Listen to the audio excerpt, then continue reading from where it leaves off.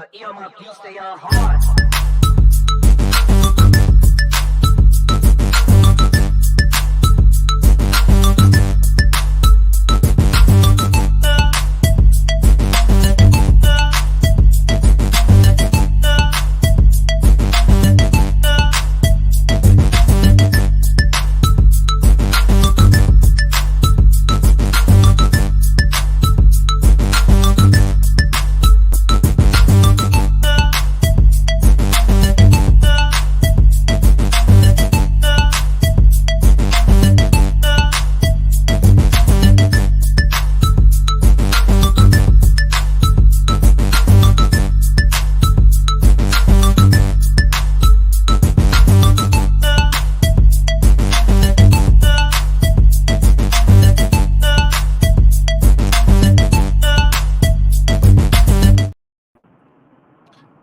Hello, welcome to the BCSN SportsWrap live on a Sunday evening. I'm Brian Fulford, and traveling on the road somewhere in Georgia is AD Drew. AD, how are the roads in Georgia tonight? I just want everyone to know that I'm not on the road by choice this evening. My weekend has not gone as planned, so instead of being in my home studio, I am still traveling across the southeast. We'll just say it like that. All I'm going to say is it's been an adventure, and I've got the scratched knuckles to prove it. Wow. And the scratched knuckles don't come from fighting. It comes from fighting with it. It comes from fighting with my vehicle. Okay, I was gonna say, man, because you send us into all kinds of thoughts. People out there wondering what the hell is Drew doing out there? He's out there MMA wrestling and fighting. What the hell is Drew doing out there? But well, hey, man, good to be good for you. Be safe. I told you, you're doing more than you inspire me, because I would give up. I just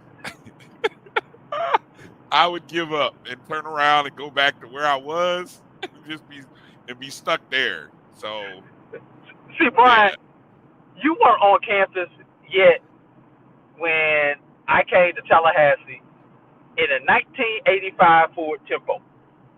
Was it red? No, that was my second car. That was the fire engine, as we called it. That was the LTD. Okay. I remember that car. All right. Yeah, that was the 1980 Ford LTD that I had. And you remember what Ford used to stand for back in the day, right?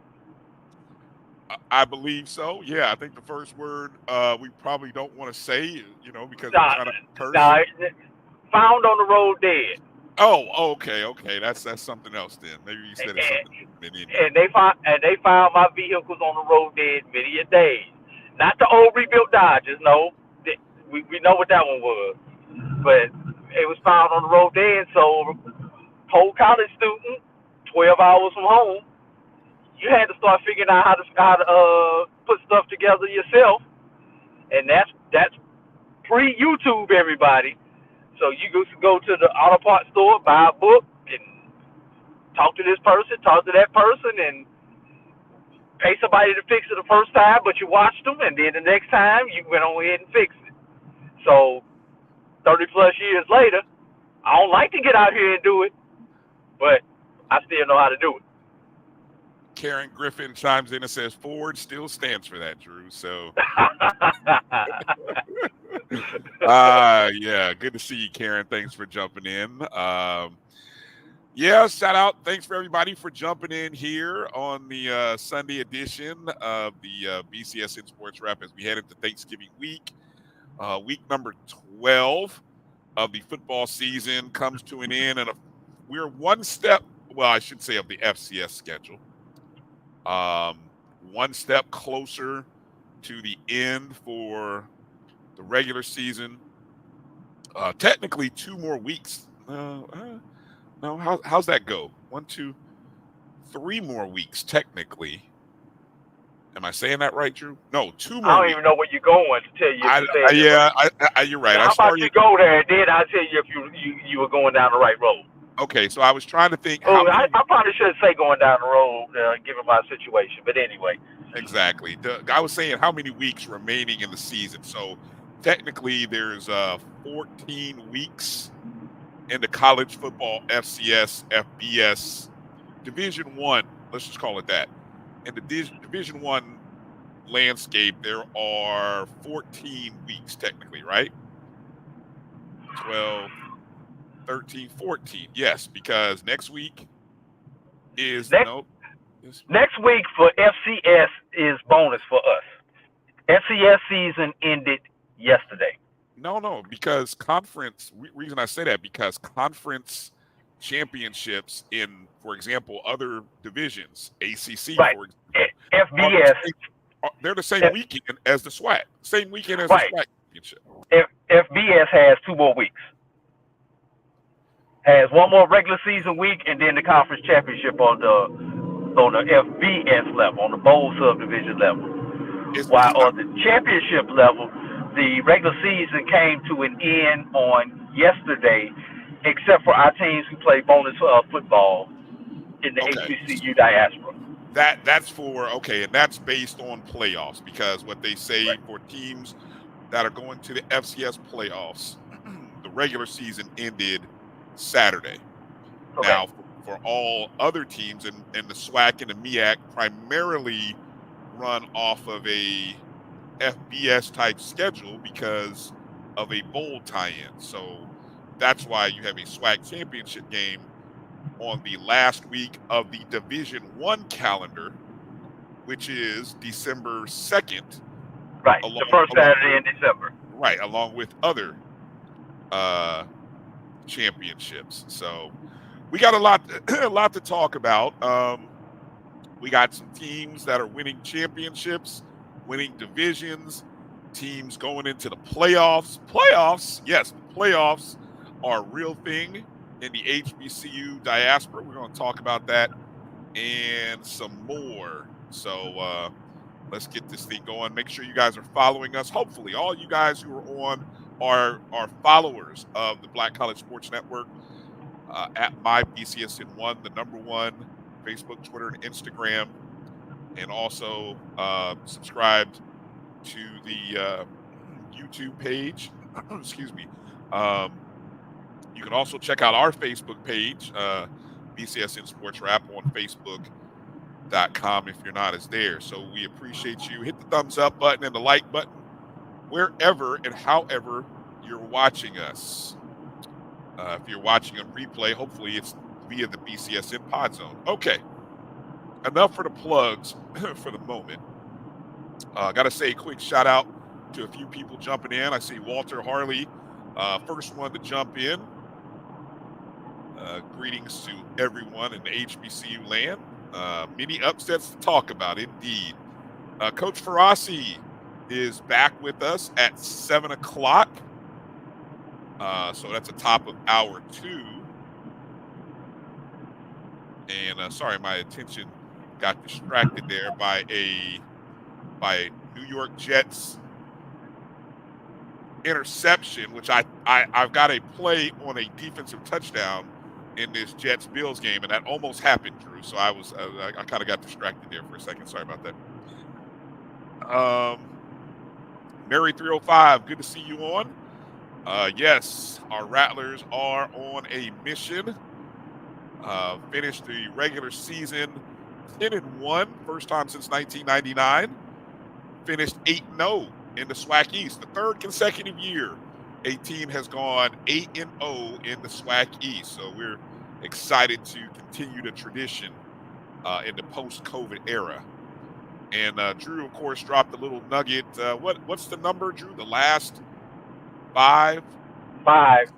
Last SWAC 5 champions have come out of the East. Have come out of the East. Alcorn won the 2 prior to COVID. Alabama A&M won the COVID year, and then Jackson State won the 2 post-COVID. Exactly. So, good string going on, good run going on for the SWAC East, and Florida A&M will be favored over their SWAC opponent, who we found out will be Prairie View A&M. And so Prairie View gets the win in Jackson State. We'll talk about that in a second.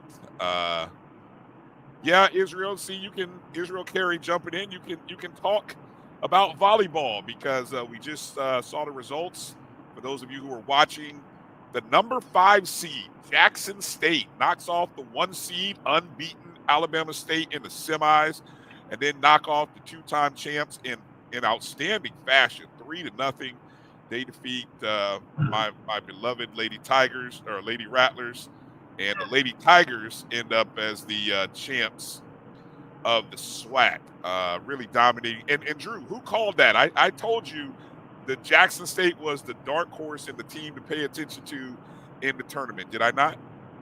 Yes, you did. And ironically, last week when I was on the road last week, I was actually coming from Jackson State, Alabama State in volleyball, doing that matchup right there, and Jackson State impressed me.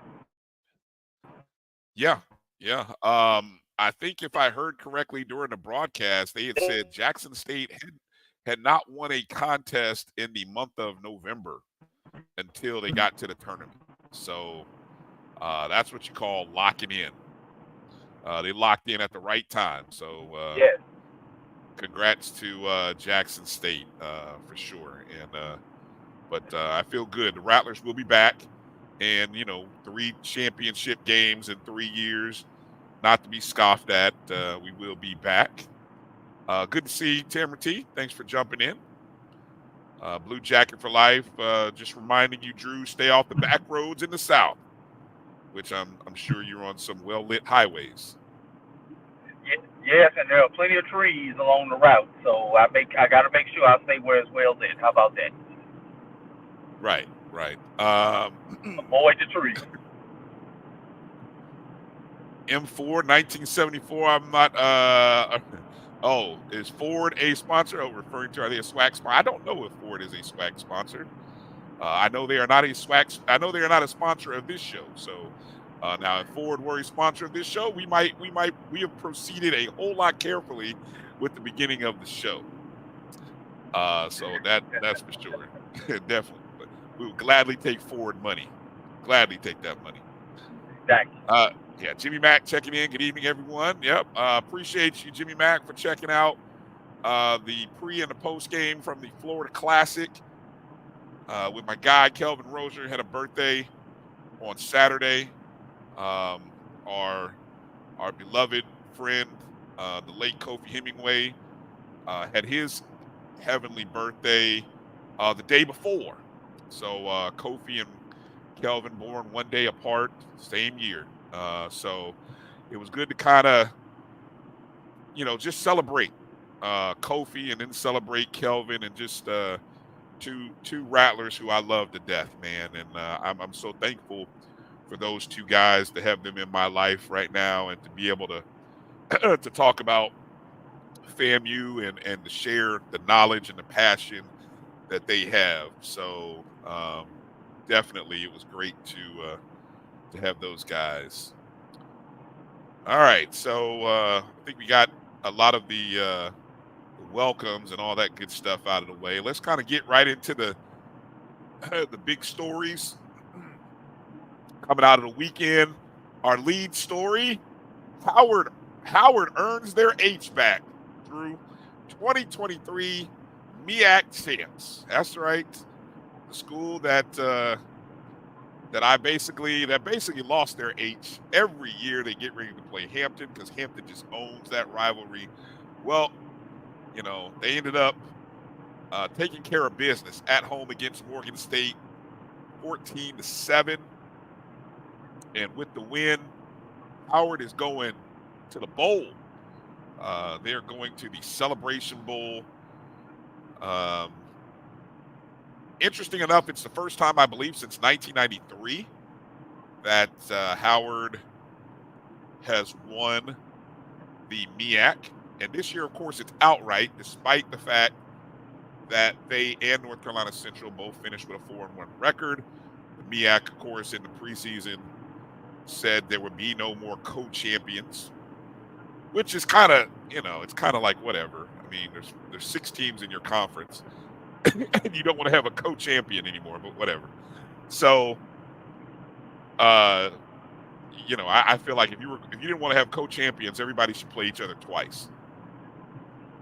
But anyway, that's neither here nor there. Or at least play an 8-game schedule where some teams you play twice and other teams you play once. That's just my opinion. But anyway, that's a debate for another show. First outright title since '93. Yes. Champ D. It is back-to-back for Howard. Yeah. Of course. Asterisk. 5 co-champs last year, 5-6 record. Interesting enough, I will say this. A lot of people are kind of, you look at Howard, and some people may have a little side eye when they look at Howard. But I'll say this, Drew, in the preseason when we were kind of looking at Howard's schedule. Of course, they had 6 non-conference games. I thought that this Howard team could win 4 games. Now, that 4 had to come from them beating Harvard and beating Hampton, which they didn't. They didn't. So they technically finished 2-4. But I really thought that those were winnable games, for this Howard team. And then I thought they would go 4-1 in conference. I really did. I thought they would go 4-1. It's just a matter of who would they lose to. But the one that you had them losing was not the one that they lost, was it? The South Carolina State game? Yes.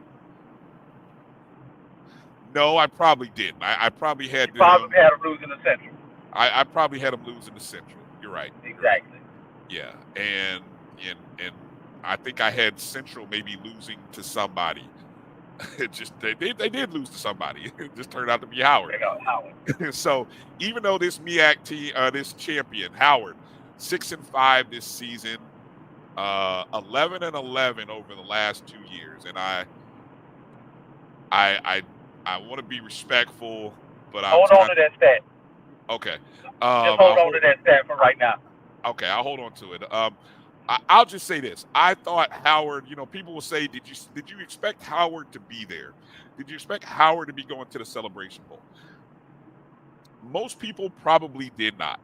Now, I've seen one of the people I follow, and we follow each other, Bison for Life. Those of you may know him on Twitter.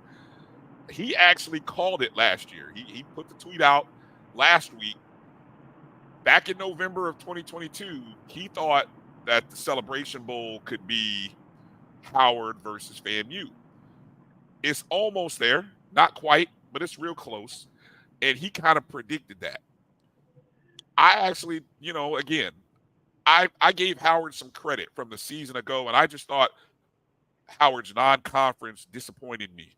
So when we think about Howard here at 6-5, a disappointing road, but at the end of the day, Drew, they got it done when they had to get it done.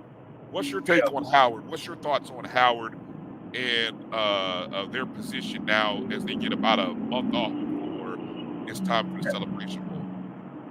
Well, first of all, I know I didn't, and if anybody on this podcast tells me that they had on their bingo card that Howard would be the first MEAC school outside of the Carolinas to represent the MEAC in the Celebration Bowl, you're lying to me. So, congratulations to Howard for breaking that cycle and being the first non-Carolina school. That's North Carolina A&T, North Carolina Central, or South Carolina State to represent the MEAC in the Celebration Bowl. That's number one. But let's think about this, Brian, and let's equate what Howard did this year back to South Carolina State in 2021. Okay. What was the thing that kind of put South Carolina State over the edge, over the top against a highly favored Jackson State. Both of them going to the Celebration Bowl with a 6-5 record. Yes. South Carolina State also disappointing non-conference record. Yep. South Carolina State went 5-0 in conference, went 1-5 outside of conference, was blown out a couple of times in those non-conference matchups. But what did that do for South Carolina State? That left them battle tested when it came time to play the SWAC opponent, Jackson State, in the Celebration Bowl. Mm-hmm. And that's how I look at Howard. I think Howard is a battle-tested team, very similar records. They, let's be real, they took the champs out. Big time. They took the champs out. That year, South Carolina State lost to the defending champion.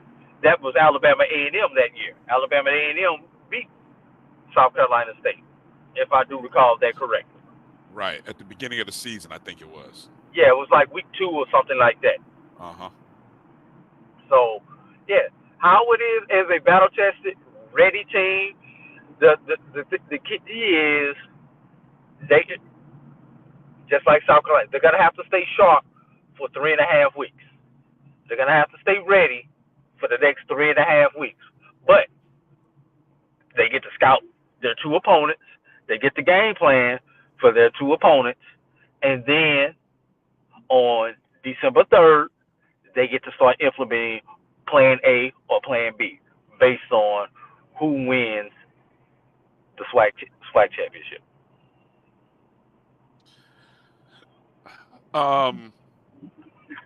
Here's what I find, and I think here's what'll be interesting to watch. As I think about this Howard team going forward, I was impressed about the number of pros or pro potential players that South Carolina State had. And I'll be honest, I've heard a couple of people that I kind of respect in this space that follow FCS. They've got some good thoughts and think highly of a few guys on this Howard squad. So will they have more than a puncher's chance in Atlanta against either Florida A&M or Prairie View? Heck yeah. I think their running game should definitely be respected. They do have an experienced quarterback who, I'll be honest, when I listen to Howard fans talk about Quentin Williams, I swear sometimes it sounds like FAMU fans talking about Jeremy Moose at times, to be honest. Love him or hate him. Love him or hate him, yeah. Now, the one thing that Howard's not going to be bringing to the table, which if it's Florida A&M will be, is the nation's top defense. That is Florida A&M. After 11 games in the regular season, they are the number 1 total defense in FCS football.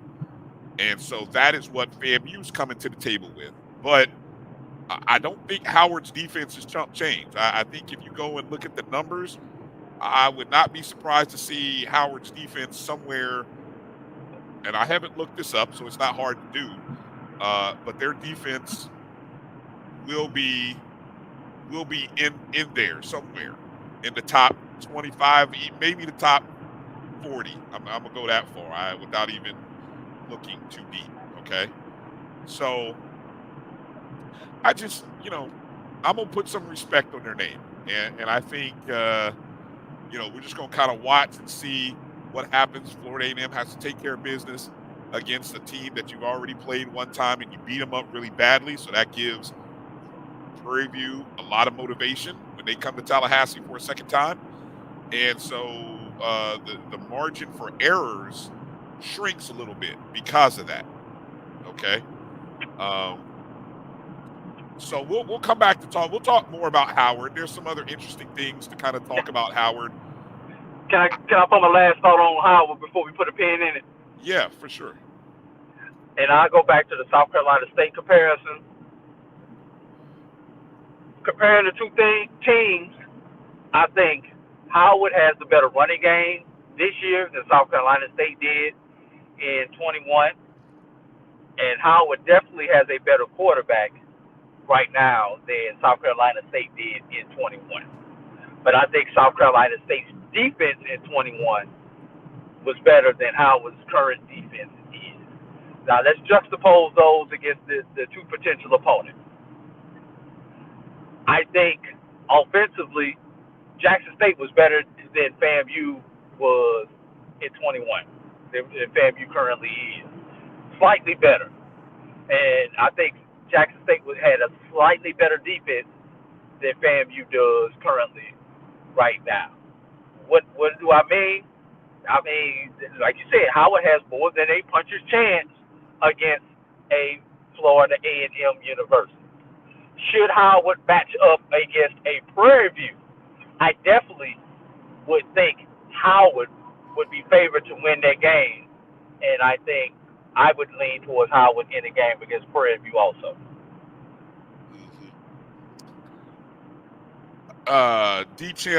Champ D says Q Will is better than Musa, and I don't think it's close. Well, all right, we'll talk about that. I'm sure that's up for debate.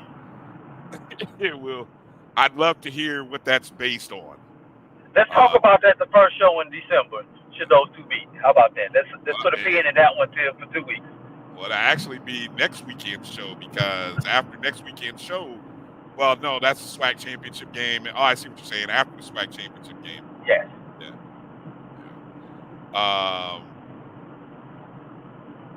All right. The other team that was in the hunt for the title that also finished 4-1 was Central. North Carolina Central. Yep, North Carolina Central. They defeated Delaware State 55-14, closed out the season in fabulous fashion. They recorded 7 touchdowns in the game, 5 through the air, 2 rushing, 669 total yards. As we said last week, Delaware State is the gift that gives. And so Central beating them by 41, it should not be a surprise. No, that should not be it should not be a surprise at all. Actually, I'm mad I couldn't find somewhere to put something down on that. Honestly, that was a major blowout. I think Davius Richard accounted for 6 of those 7 touchdowns, 5 in the air, 1 rushing. He threw for 386 yards, 19 of 21 for a 90.5 completion percentage. Man, I don't care if y'all label me a hater or not. Davius, nobody puts up better numbers against these soft, sorry opponents than Davius Richard. I mean, he gets it done. He gets it done against the teams that you were supposed to beat, like they stole some candy in the store. I mean, he puts up these great numbers against these teams. And I don't. Hey, Brian, are those athletes that he's putting up those numbers again? Say again. Are those Division I athletes? They are.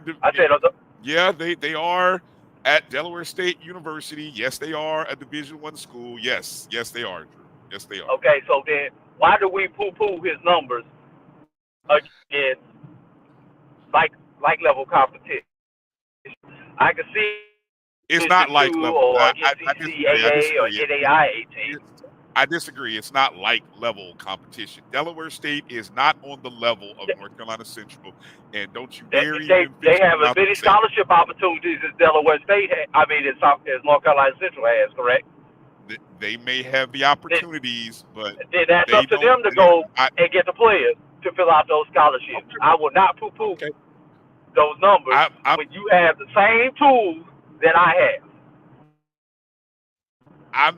I'm not poo-pooing the numbers, Drew. I'm just saying he does what he's supposed to do against the competition that you're supposed to beat. Now, again, he does it against these teams. I mean, he does it. I mean, look, that he does what you're supposed to do. It's what think about the old days. Tommy Frazier in Nebraska used to beat the snot out of people, and he does what he does against soft opponents. He does.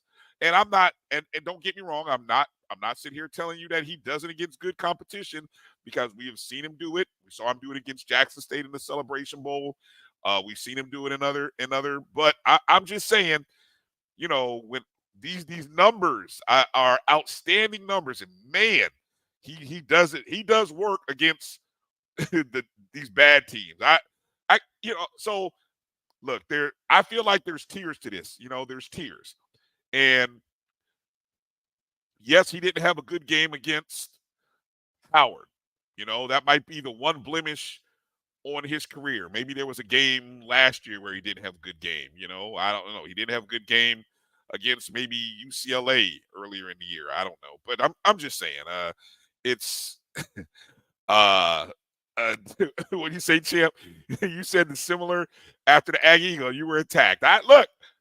Well, that's because you're an Aggie, and you know that's how y'all that's how y'all get down.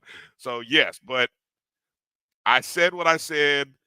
And look, Drew, I believe two things can be true.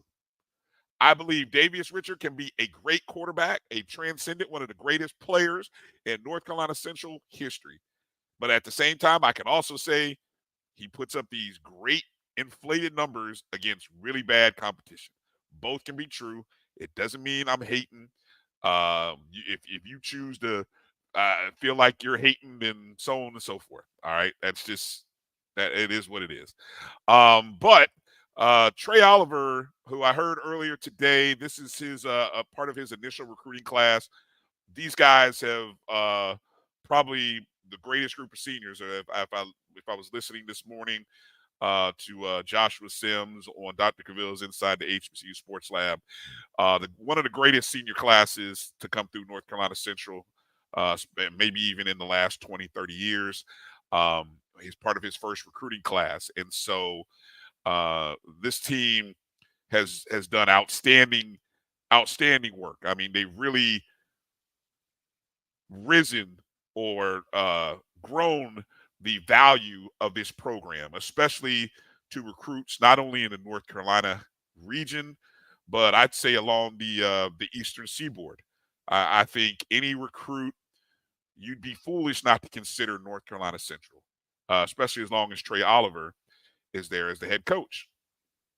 So with the win for North Carolina Central, we all knew that it would get them an opportunity to get into the playoffs, the FCS playoffs, and it did.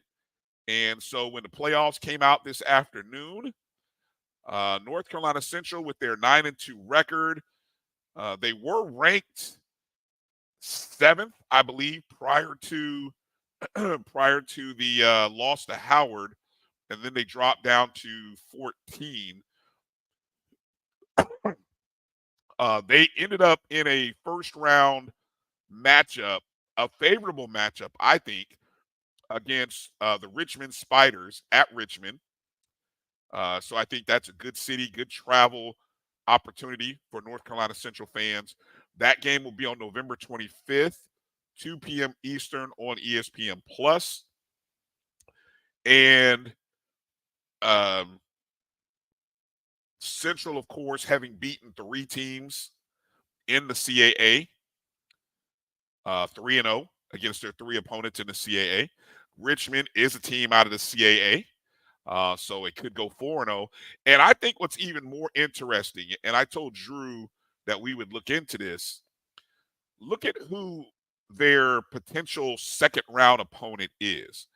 For example, 2021, when Florida A&M went into the playoffs out of their first year in the SWAC, I believe their potential second-round matchup matched them up against, it might have been a 1 seed.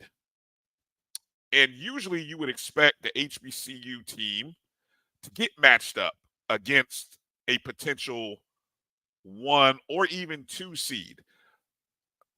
North Carolina Central, And I don't know if it's a combination of their non-conference or maybe the MEAC, but they get a second-round matchup against a 5th seed, potentially in the University of Albany. Yes, Richmond is hosting. Richmond is hosting the contest. They are the home team, so that game will be at Richmond, at the Richmond Spiders. So those fans will get a chance to get over to Richmond. Anyone can tell me from North Carolina Central to Richmond how far of a trip is that? But I think it's a good opportunity. I think there's a good opportunity for Central to win 2 games at minimum and get into the let's see, it's a 24-team tournament. They get to that'd be the quarterfinals, because after this opening round, the second round, as it's called, is technically the 16 field, which is the old back in the day prior to the expansion, it was just a 16-team playoff. That's what you had. Champ says it's a 2.5 hour. Oh, that's easy. That's a great ride. So, I mean, just load up the caravan out of Durham and head up to Richmond. That should be a good crowd. That should be a good crowd for that game. And that's a winnable game for North Carolina Central. Very winnable. Who else? Somebody beat Richmond. Didn't Hampton beat Richmond earlier this year, if I'm not mistaken? That would be Morgan. Morgan beat Richmond. Okay, it was Morgan who beat Richmond. Okay. And then that was early in the year, and I think Richmond. I think that was week 1, if I remember correctly. It was either 1 or 2. It was week 1. It was week 1.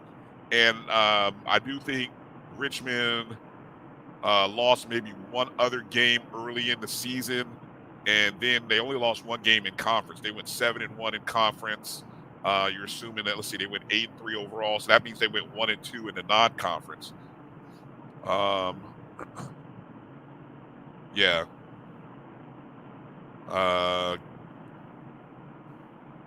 Let's see. Just looking at a few of the comments here. I'll get to those in a second. But Drew, what are your thoughts on North Carolina Central, the seeding, and just the opportunity to go up against not a top 4 seed in the regional, or not in the regional, but in the quarterfinals? If they, not the quarter. Let's see, was in the round of 16, round 2. Should they take care of business and beat Richmond? First of all, and excuse me for sounding like a FAMU homer, but I've got to say this. Well, not necessarily a FAMU homer, but I've got to interject Florida A&M into this conversation for a minute. Back in 2021, SWAC fans, you may want to take a picture of that 2021 season by Florida A&M, because that may be the last time for a long time. It was 19 years before that a SWAC team gets to the FCS playoffs. And the reason I say that is because the MEAC schedule in its current form favors a second-place MEAC team getting to the FCS playoffs. Central, on the FCS level, went 5-0 non-conference. They lost that 1 game against the FBS opponent, UCLA, but they went 5-0, and I believe that was 3-0 against CAA teams, if I have that correct, Brian? Yes, 3-0 against CAA teams. Right. And who did they get in the first round? Another CAA opponent. So, Central, very familiar with what it takes to beat CAA opponents. Also, going back to 2021, and this definitely favors Central. Coming off of last year's Celebration Bowl, say what you want to, Central has postseason experience now for two years in a row. That was something FAMU did not have in 2021, where no one on that staff had been to the FCS playoffs. Although Central has not been to the FCS playoffs.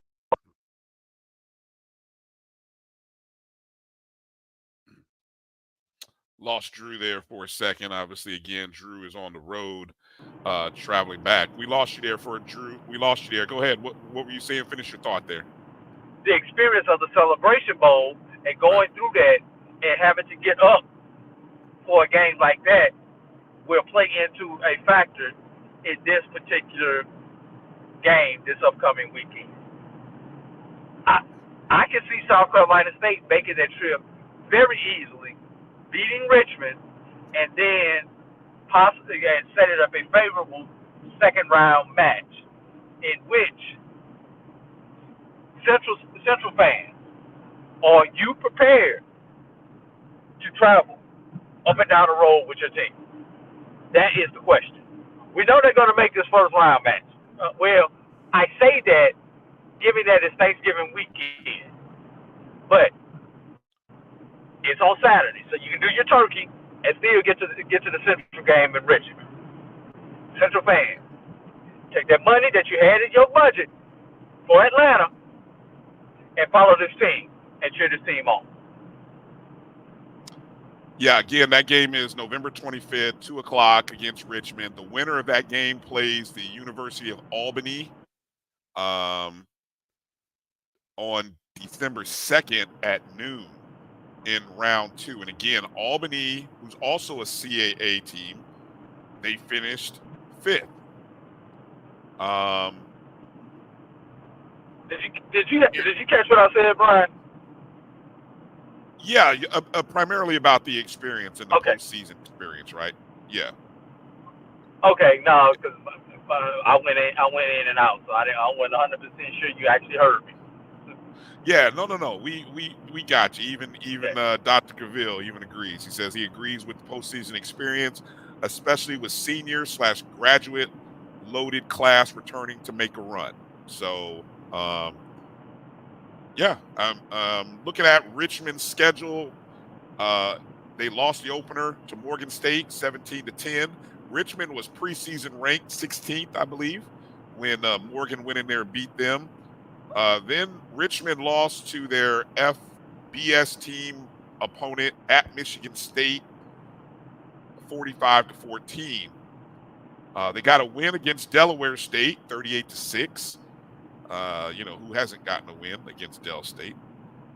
Somebody. Del State's not winless, so and not everybody has gotten a win against Del State. So I shouldn't besmirch their name that way. Del State beat VUL, man. Oh, okay. Well, they're okay. So I take that back. Hampton went to Richmond and they beat them 31-14. And so I see a lot of comparisons, if I'm being honest with you, and hopefully you guys don't kill me when I say this.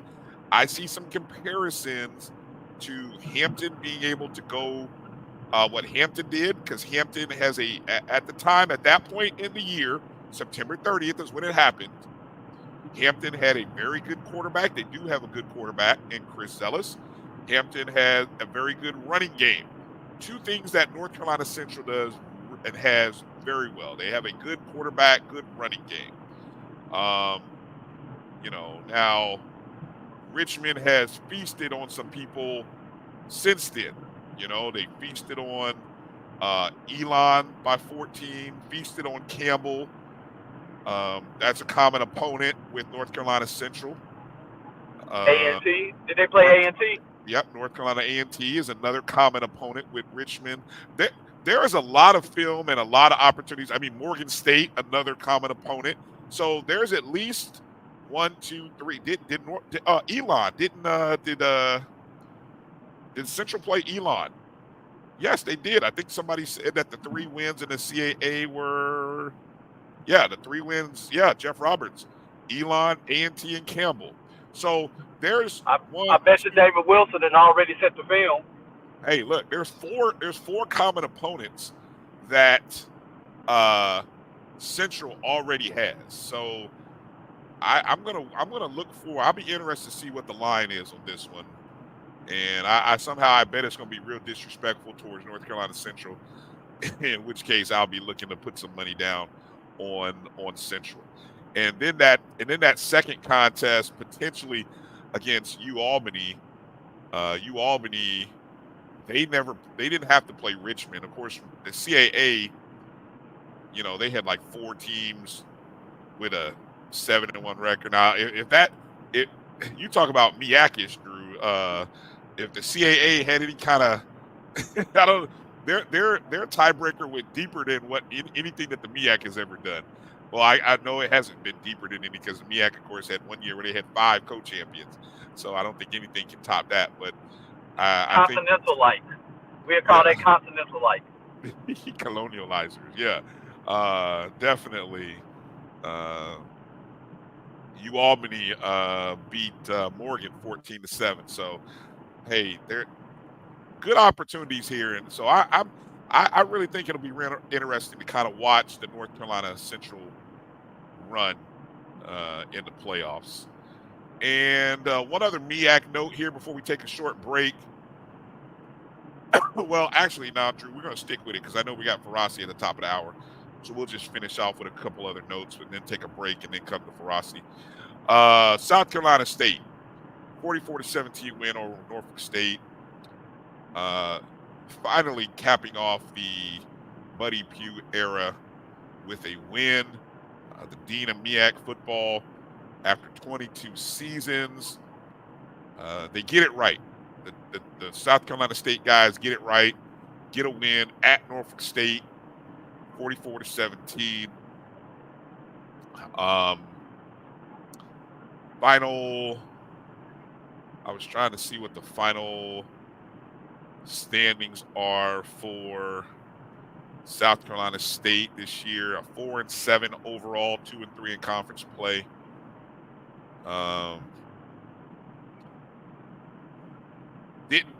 It ended better than it started, Drew. I'll just put it like that. It's been a crazy year for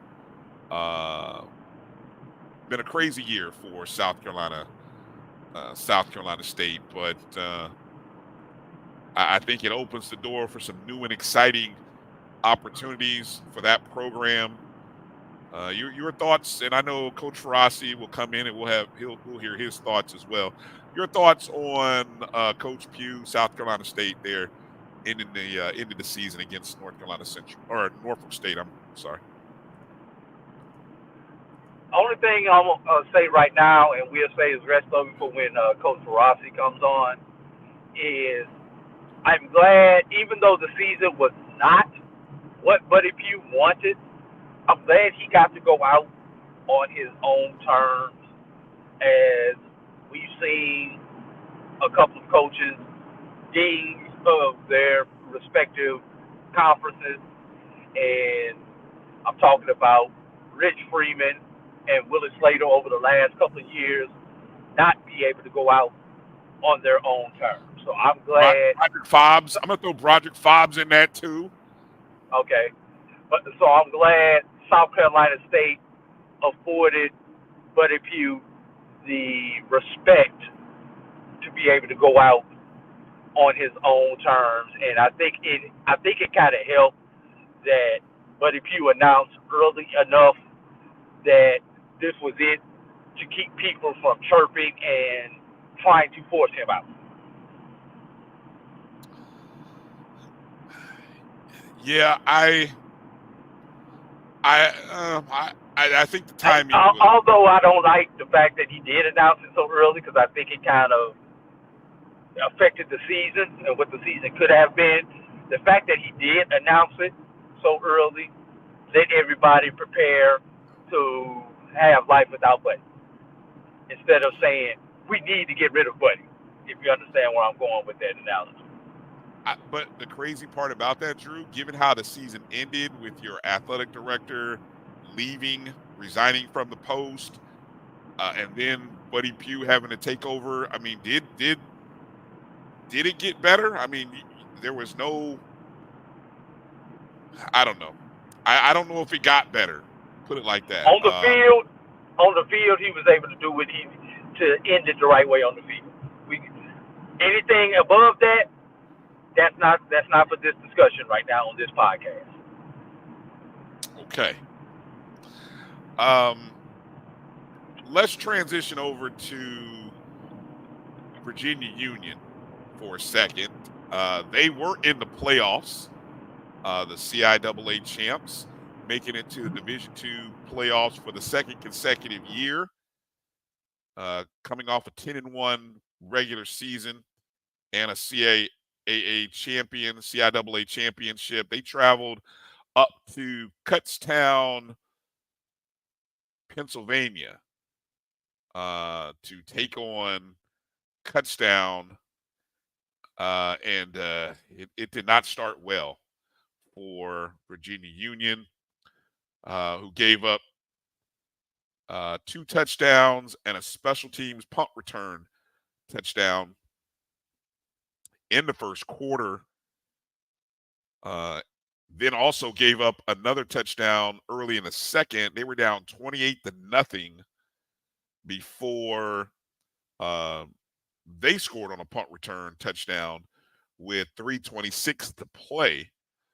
Kutztown answered right back and scored to go up 35-7 with 35 seconds to go. And so Virginia Union down 35-7 at the half. They would add another touchdown by Jada Byers in the third quarter.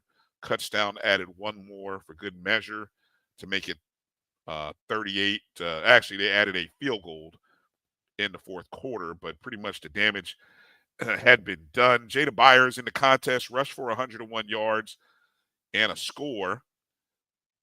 Christian Reed of Virginia Union completed 16 of 26 passes, only 123 yards. And for Union, they ended the season as the CIAA champions for the first time since 2001. Went to the playoffs for the second consecutive year. Jada Byers, who should be up for consideration as a D2 All-American, finished the year with 1,186 rushing yards. But an outstanding year for Virginia Union, and I think Dr. Parker has really set this team in the right space, going in the right direction, and we'll see where it goes. Drew, any thoughts here on Virginia Union's trip up north to Pennsylvania in that game and just their season in general?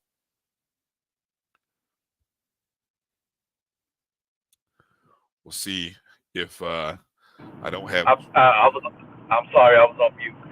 I did not have an opportunity to watch that game. I was watching the live stats of the game, and obviously I was disappointed that Virginia Union went down so fast, so early in that particular ball game. And, I thought this team was going to be a little more ready than the team last year. And they were able to bust a few more points than they did last year. But, Virginia Union, this time of the season, has got to be able to match the playoff intensity of their opponent. Now, those schools out the PSAC, they're consistently in the playoffs. All those PSAC teams consistently get into the playoffs, with them usually getting at least 3 teams in every season. Union, second year in a row. Hopefully, Dr. Parker is starting to build something and learn what it takes to raise that level into the playoffs. But you're going to start seeing some attrition from that Union roster just based on the age of the roster. So let's see if Union can do it for a third time next year, because they should be the heavy favorites going into the 2024 CIAA season. I believe they have Jada Byers coming back for another year. I think this was his junior year. So I think he has at least one more year of eligibility left. So I think when you have, as Clarence Kinney says, the best running back in black college football, anything's possible. Anything is possible. Might be a young man in Texas who might challenge that thought, Clarence. But Jada Byers is one of the best. No, hands down. No dispute about that. Does Jada Byers have what it takes to play at the next level, though, Brian? Is the question. Yes. Yeah. And the reason I ask that is, especially given the shelf life of running back, if he has what it takes to play at the next level, I believe this is his third year in school, and he may be draft eligible this year. He may be, and that's an interesting thought, what you just proposed there. So, I mean, I hope, don't get me wrong, I hope he does come back, but if I'm Jada Byers and I grade out well enough where I can go play at the next level, then I have to strongly consider it. Yeah, I agree. It's worth consideration. It definitely is. And it's so hard with the way the NFL values and looks at running backs, Drew. You know, would they really take a chance on a small school early draft or early entry into the draft? You know, that's a good one. I don't know. I don't have a good answer for that. You know, I would tell Jada Byers, do you have your degree? You know, if Jada Byers is finished and graduating in the spring, then you have some options to say, oh man, you might want to go ahead and give it a shot. But I'd also say, hey, don't be so quick to leave college. These are the greatest years of your life.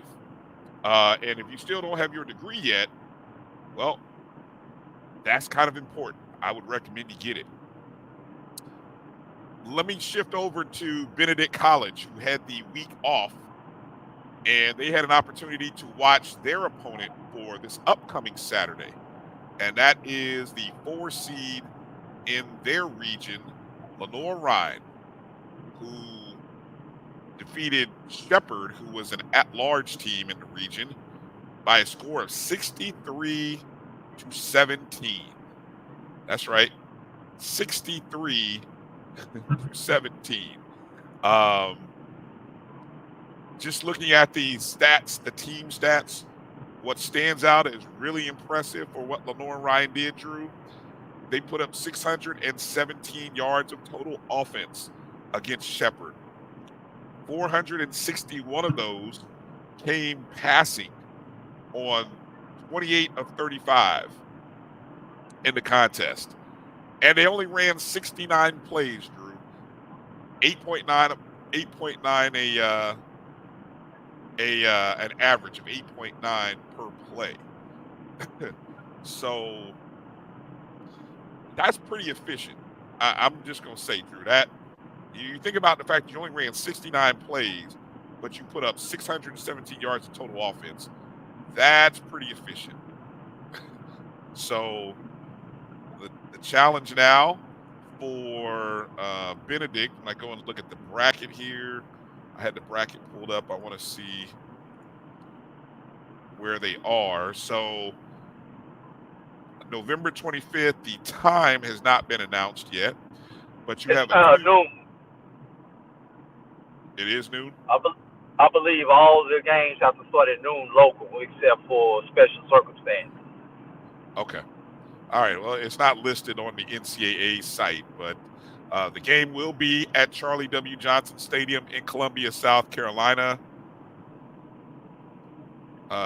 Benedict, 1 seed, hosting Lenoir-Rhyne. Benedict, of course, 11-0. Lenoir-Rhyne, 11-1. Over on the other side of the bracket, you have the 2 versus 3. So all the top seeds are playing Delta State, playing Valdosta State.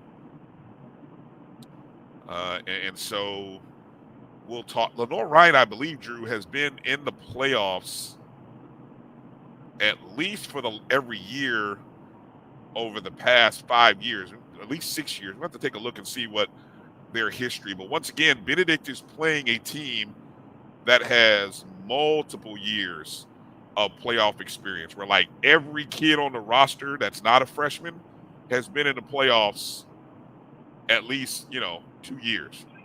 Every kid on our roster, including the freshmen, have been in the playoffs now since they were in the playoffs last week. Well, there you go. Great point. So yeah, we'll break down and take a look at this Benedict Lenore Ryan matchup. I'll see if I can kind of pull up some info on Lenore Ryan just to kind of put into context what might be ahead. But we're gonna take a break, come back with Coach Farasi Norman and talk with him about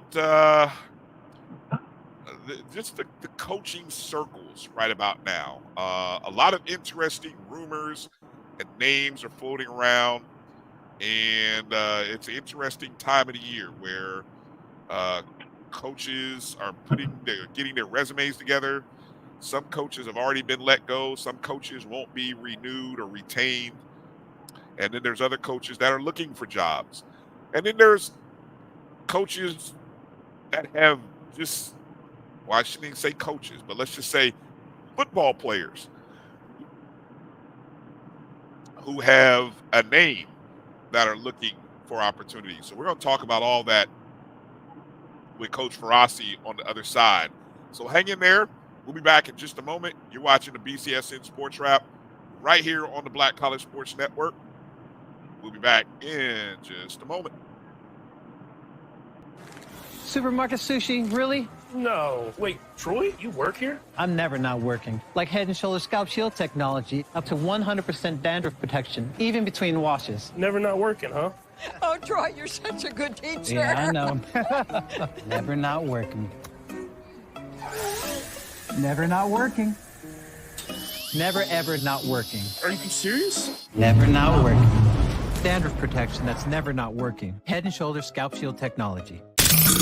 The human voice has always connected audiences with experiences. Major brands all across America have trusted Kever's voice time and time again. Conversational, powerhouse, intelligent, and sincere. That's the voice you need for your creative marketing process. KEAVERSVOICE.com. Kever's Voice, Kever's Voice, KeversVoice.com. Always on, all the time.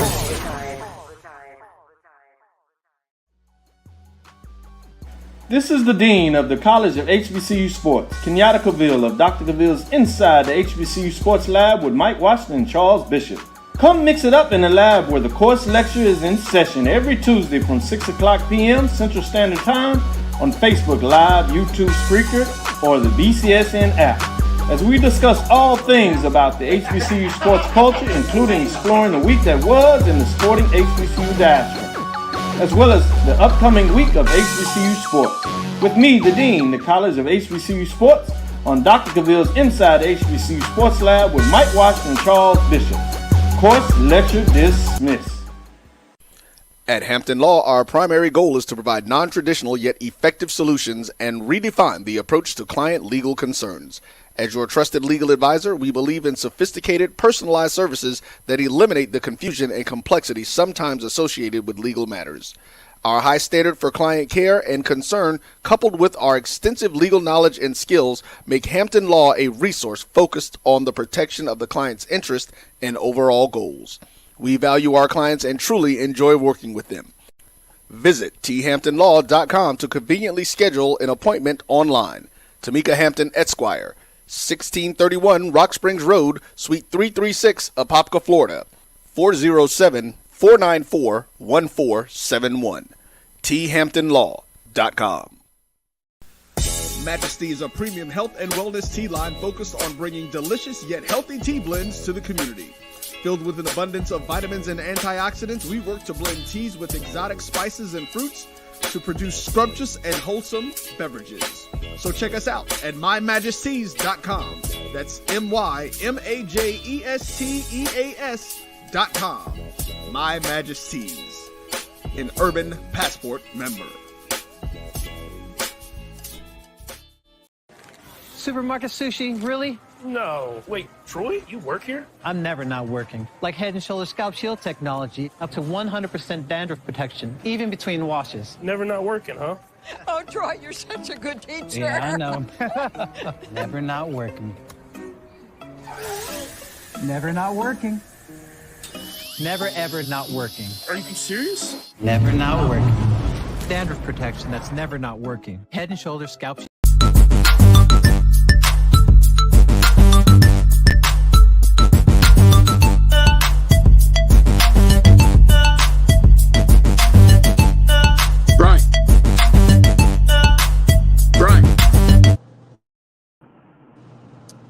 All right, hello, welcome back to the BCSN Sports Wrap. We got Coach just on audio. Coach, you there, Coach Rossi? Yeah, can you hear me? We can hear you good, Coach. You're good. You're good. It's okay that we can't see you. We love your voice all the same. It's kind of low. What's that? Normally I get a nice little loud part. I don't know what's going on. Well, I mean, are you hearing us? Or you're seeing us? Yeah. I can hear you. I can see you, AD and everything like that. But okay. I don't know what's going on because normally I can. Yeah, maybe you don't have your. Maybe you're in. You're in. We're on the air. We're live. You're in. You know, it's just that we can't see you, so that's the only thing going on. So I don't know if you're on your laptop. Maybe check your settings. See if you can turn your monitor on. It could be because I got bad weather out here. It's been raining all day out here. So that could be something to do with it. I'm working off my iPhone like I always do. And all right. And everything like that. But hey, okay, let's go ahead. Check your settings on your iPhone. Make sure that your camera is allowed on your iPhone. Okay. Hold on. You may have to log out and log back in to do it. All right, well, we'll give that a shot. I just did a little quick search while we wait on Coach to join in. Let's see. I was kind of looking to see about Lenore and Ryan, just to see if they mentioned this past Saturday, Lenore and Ryan hosted that playoff game. That's their 11th.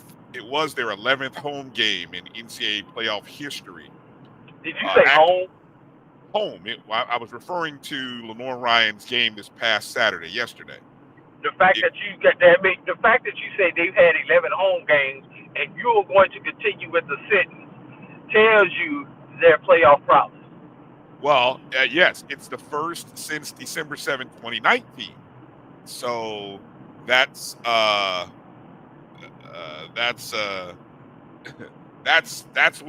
what should be interesting, that they haven't hosted a game at home since 2019. And if it was December 7th, 2019, that means it was pretty late in the playoff run. First off,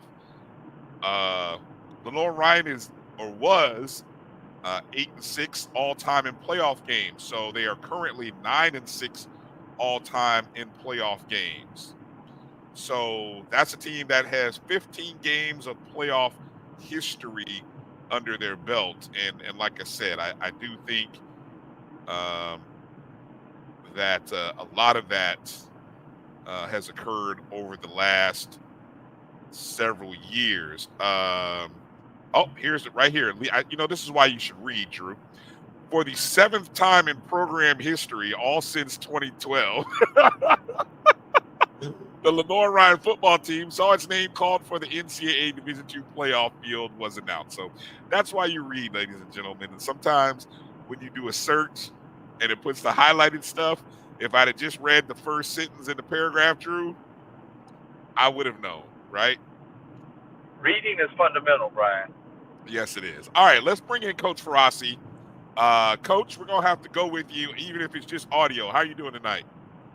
Oh man, I'm not doing so well because I don't understand what's going on. I was looking forward to seeing everybody, but otherwise, I want to apologize for last week. I had my absence, had to take a personal leave, but I'm back up and ready. Once again, I'm kind of confused about what's going on with my camera because I know my phone is still brand new. But hey, let's get on with the show. Let me start by saying this.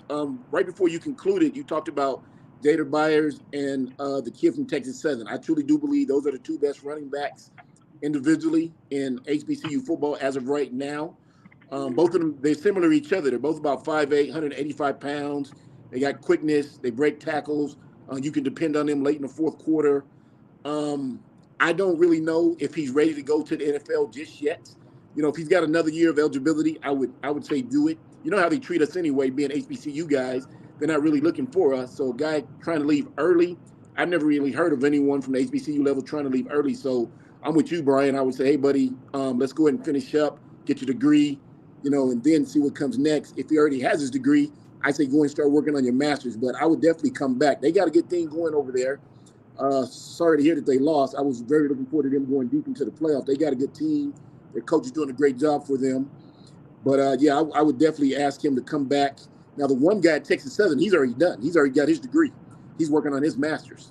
So I don't know if he wants to pursue a pro career or not like that. But individually, those are the two best running backs that I've seen so far. Now, group-wise, Grambling has a group we all know they can go through 3 deep and run that ball. And South Carolina State can go 3 deep and run that ball. So group-wise, South Carolina State and Grambling have the best backs group. But individually, Jada Byers and the kid from Texas Southern, I would definitely say they are the two best that I've saw. And I've watched a lot of HBCU football this year. I'm gonna throw in a couple other groups while we're talking groups that I've seen and kind of paid attention to this year. It would be the running backs from Howard and Hampton. I think both have at least, and at least when I say groups, I mean you got to have at least 2. So whether it be 2 or 3, but you got to have 2 or 3 guys that you can alternate to and are productive. And I think a lot of that production goes to the offensive line, right, Coach? Oh, most definitely. I mean, without the offensive line, we as running backs or quarterbacks can't do what we do. Like I say, I grew up an option quarterback. Then in college in 91, I got moved to running back because I was short. I was 5'7", 190. And nothing I could have done high school or college without coming from the big fellas up front. That's one reason why I coach O-line, because I tell people they don't get a lot of credit. They don't get the cover of the magazine. They don't get the pretty cheerleader, and they don't get asked to the homecoming or the prom and nothing like that. But without them, we cannot play this game that we love called football. Right.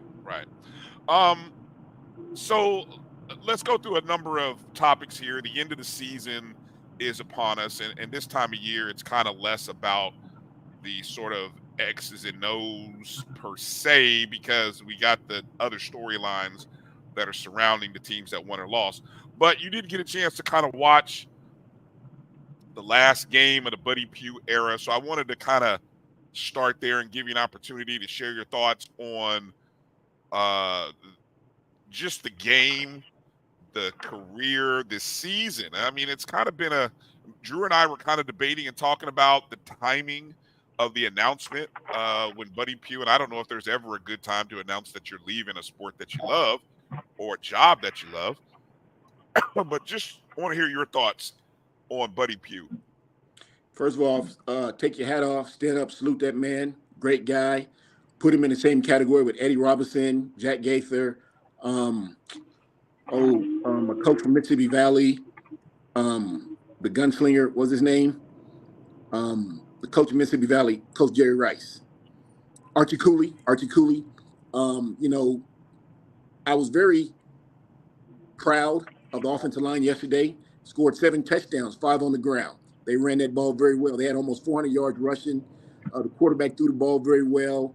They sent him out the way he deserved to go. He's a legend. He's a future Hall of Famer, and he deserved to win that last one. Nothing against Norfolk State. They played as hard as they possibly can play. They have a very good team. And I was telling the AD earlier when I talked to him, I said, I'm not a bet man, but put money on this. For the next 2 years, Norfolk State will have something to say about what goes on football-wise in the MEAC. They got a very talented team. They got a big line. They got 2 big backs back there, look like Jerome Bettis and Bam Morris for the X49. Pittsburgh Steelers. That's They got a quarterback that's just a freshman, and that young man is talented. And they got a good defense. So I think, not to get off subject here, but I think that Dawson Odoms is doing it. Everybody does it differently. He wanted to start with freshmen and raise them up, and his record didn't show, but they're a good team this year. And I truly believe the next couple of years, Norfolk State will have something to do. We'll have something to say about what goes on in the MEAC. Now, back to the Hall of Famer, the legend, Buddy Pugh. Man, I watched that game yesterday, Brian, because I was supposed to watch another game, but I said, I'm not missing this one. I'll never get to see this man on the sideline again in a coaching effort. I got to shake hands with Eddie Robinson. I told you guys that before. I got to sit down for 10 minutes and talk with, I just mentioned his name, from Mississippi Valley. Archie Cooley. I got 10 minutes with Archie Cooley when I was coaching in 2006. I was a linebackers coach and a defense coordinator at Western New Mexico. And he was at the head coach at Paul Quinn. And so we played them. And after the game, I tried to run up to him like I did Eddie Robinson. But he had these two great big guys, like 6'6", 350, looked like ex-NFL offensive linemen. And they like say, hold on. I said, hey, fellas, I said, my name is Frosty Norman. I'm an HBCU guy at Langston University. I just like to shake the man's hand. So he kind of looked at me, Archie Cooley did, and he kind of just like turned around and walked off. And I stood on the field like, wow. But about 5 seconds later, the big guy comes. He says, hey, coach. I turned around and said, yeah. He said, hey, coach will talk to you. Hey, man, I ran over there real quickly and shook his hand, gave him a hug. And I just told him, I said, I just want to thank you for what you did for young black men, and while you're at HBCU level. He asked me who I was, where I was from, and what I was doing. And he said, I've watched your linebackers. You guys were all over the field. You're on your way up. Keep working. And he shook my hand. He patted me on the back. Now, I'm only 5'8", okay? I promise you, when I left that locker room, the visit locker room, going back to the home locker room, I felt 7'7". That's how big I felt for a guy like that to shake my hand and say, hey, you're on your way, and pat me on the back. And I put Coach Pugh in that category. Hopefully, I'll get the chance to sit down with him and pick his brain a little bit because, like I said, I'm a sponge. I'm always sucking up information. Happy to see that he won his last one. That's always important. Happy to see he won his last one. He deserved it after the kind of season they had because I know we all expected him to have a better season. But, things happen. But as an offensive line coach, I smiled all game, Brian, because them big boys played football. They didn't miss many blocks. Once again, I mean, when you can run for almost 400 yards, that says something. When your quarterback stays upright, he throws for over 100 and some odd yards, and he had a nice little touchdown run to the house, that says something. So that offensive line played like they were supposed to play. And if I was there, I would have saluted each one of them because a salute is the highest achievement you can give an individual. I would have saluted each one of them, gave them a hug, and said, great job, big fellas, sending the legend out on top. Yeah, it was it was good to see. Drew, you back in here with us? I feel bad that you can't see me or Drew, man. I don't really know what's going on. That's all right. I'm gonna go to a picture of just me so everyone can see me, just in case you can see my ugly mug. And you can see Drew in a little small window. Drew, you want to add any thoughts there about Buddy Pugh and the end of this era or the career of Buddy Pugh? Obviously, I did not hear all of Ferrazzi's comments. I am deep right now, getting close to home. Finally.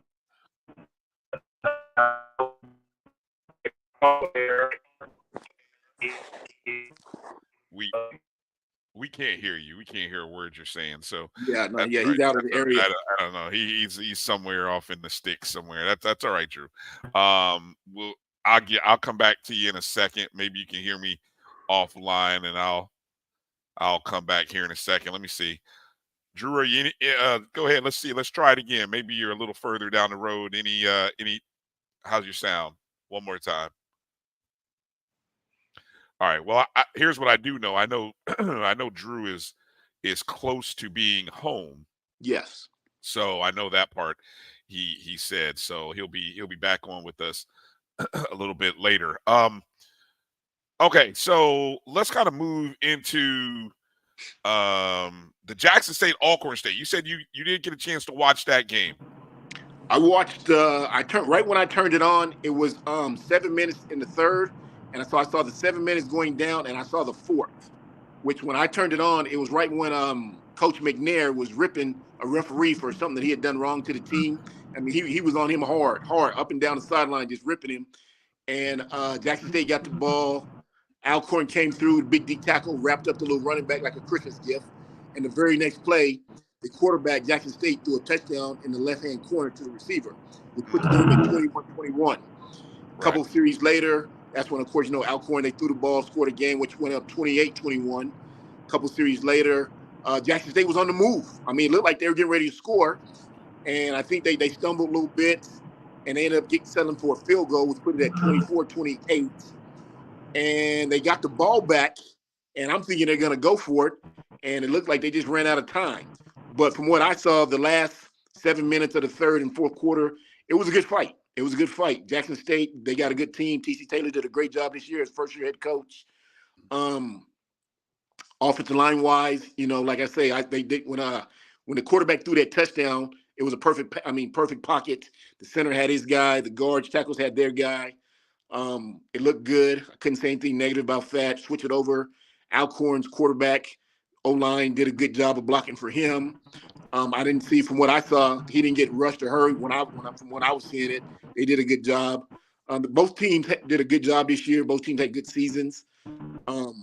Once again, hats off to TC, because I know he was under pressure coming in behind Deion Sanders with all the hoopla that what he's not going to do or how's his team going to do. I thought he did a great job.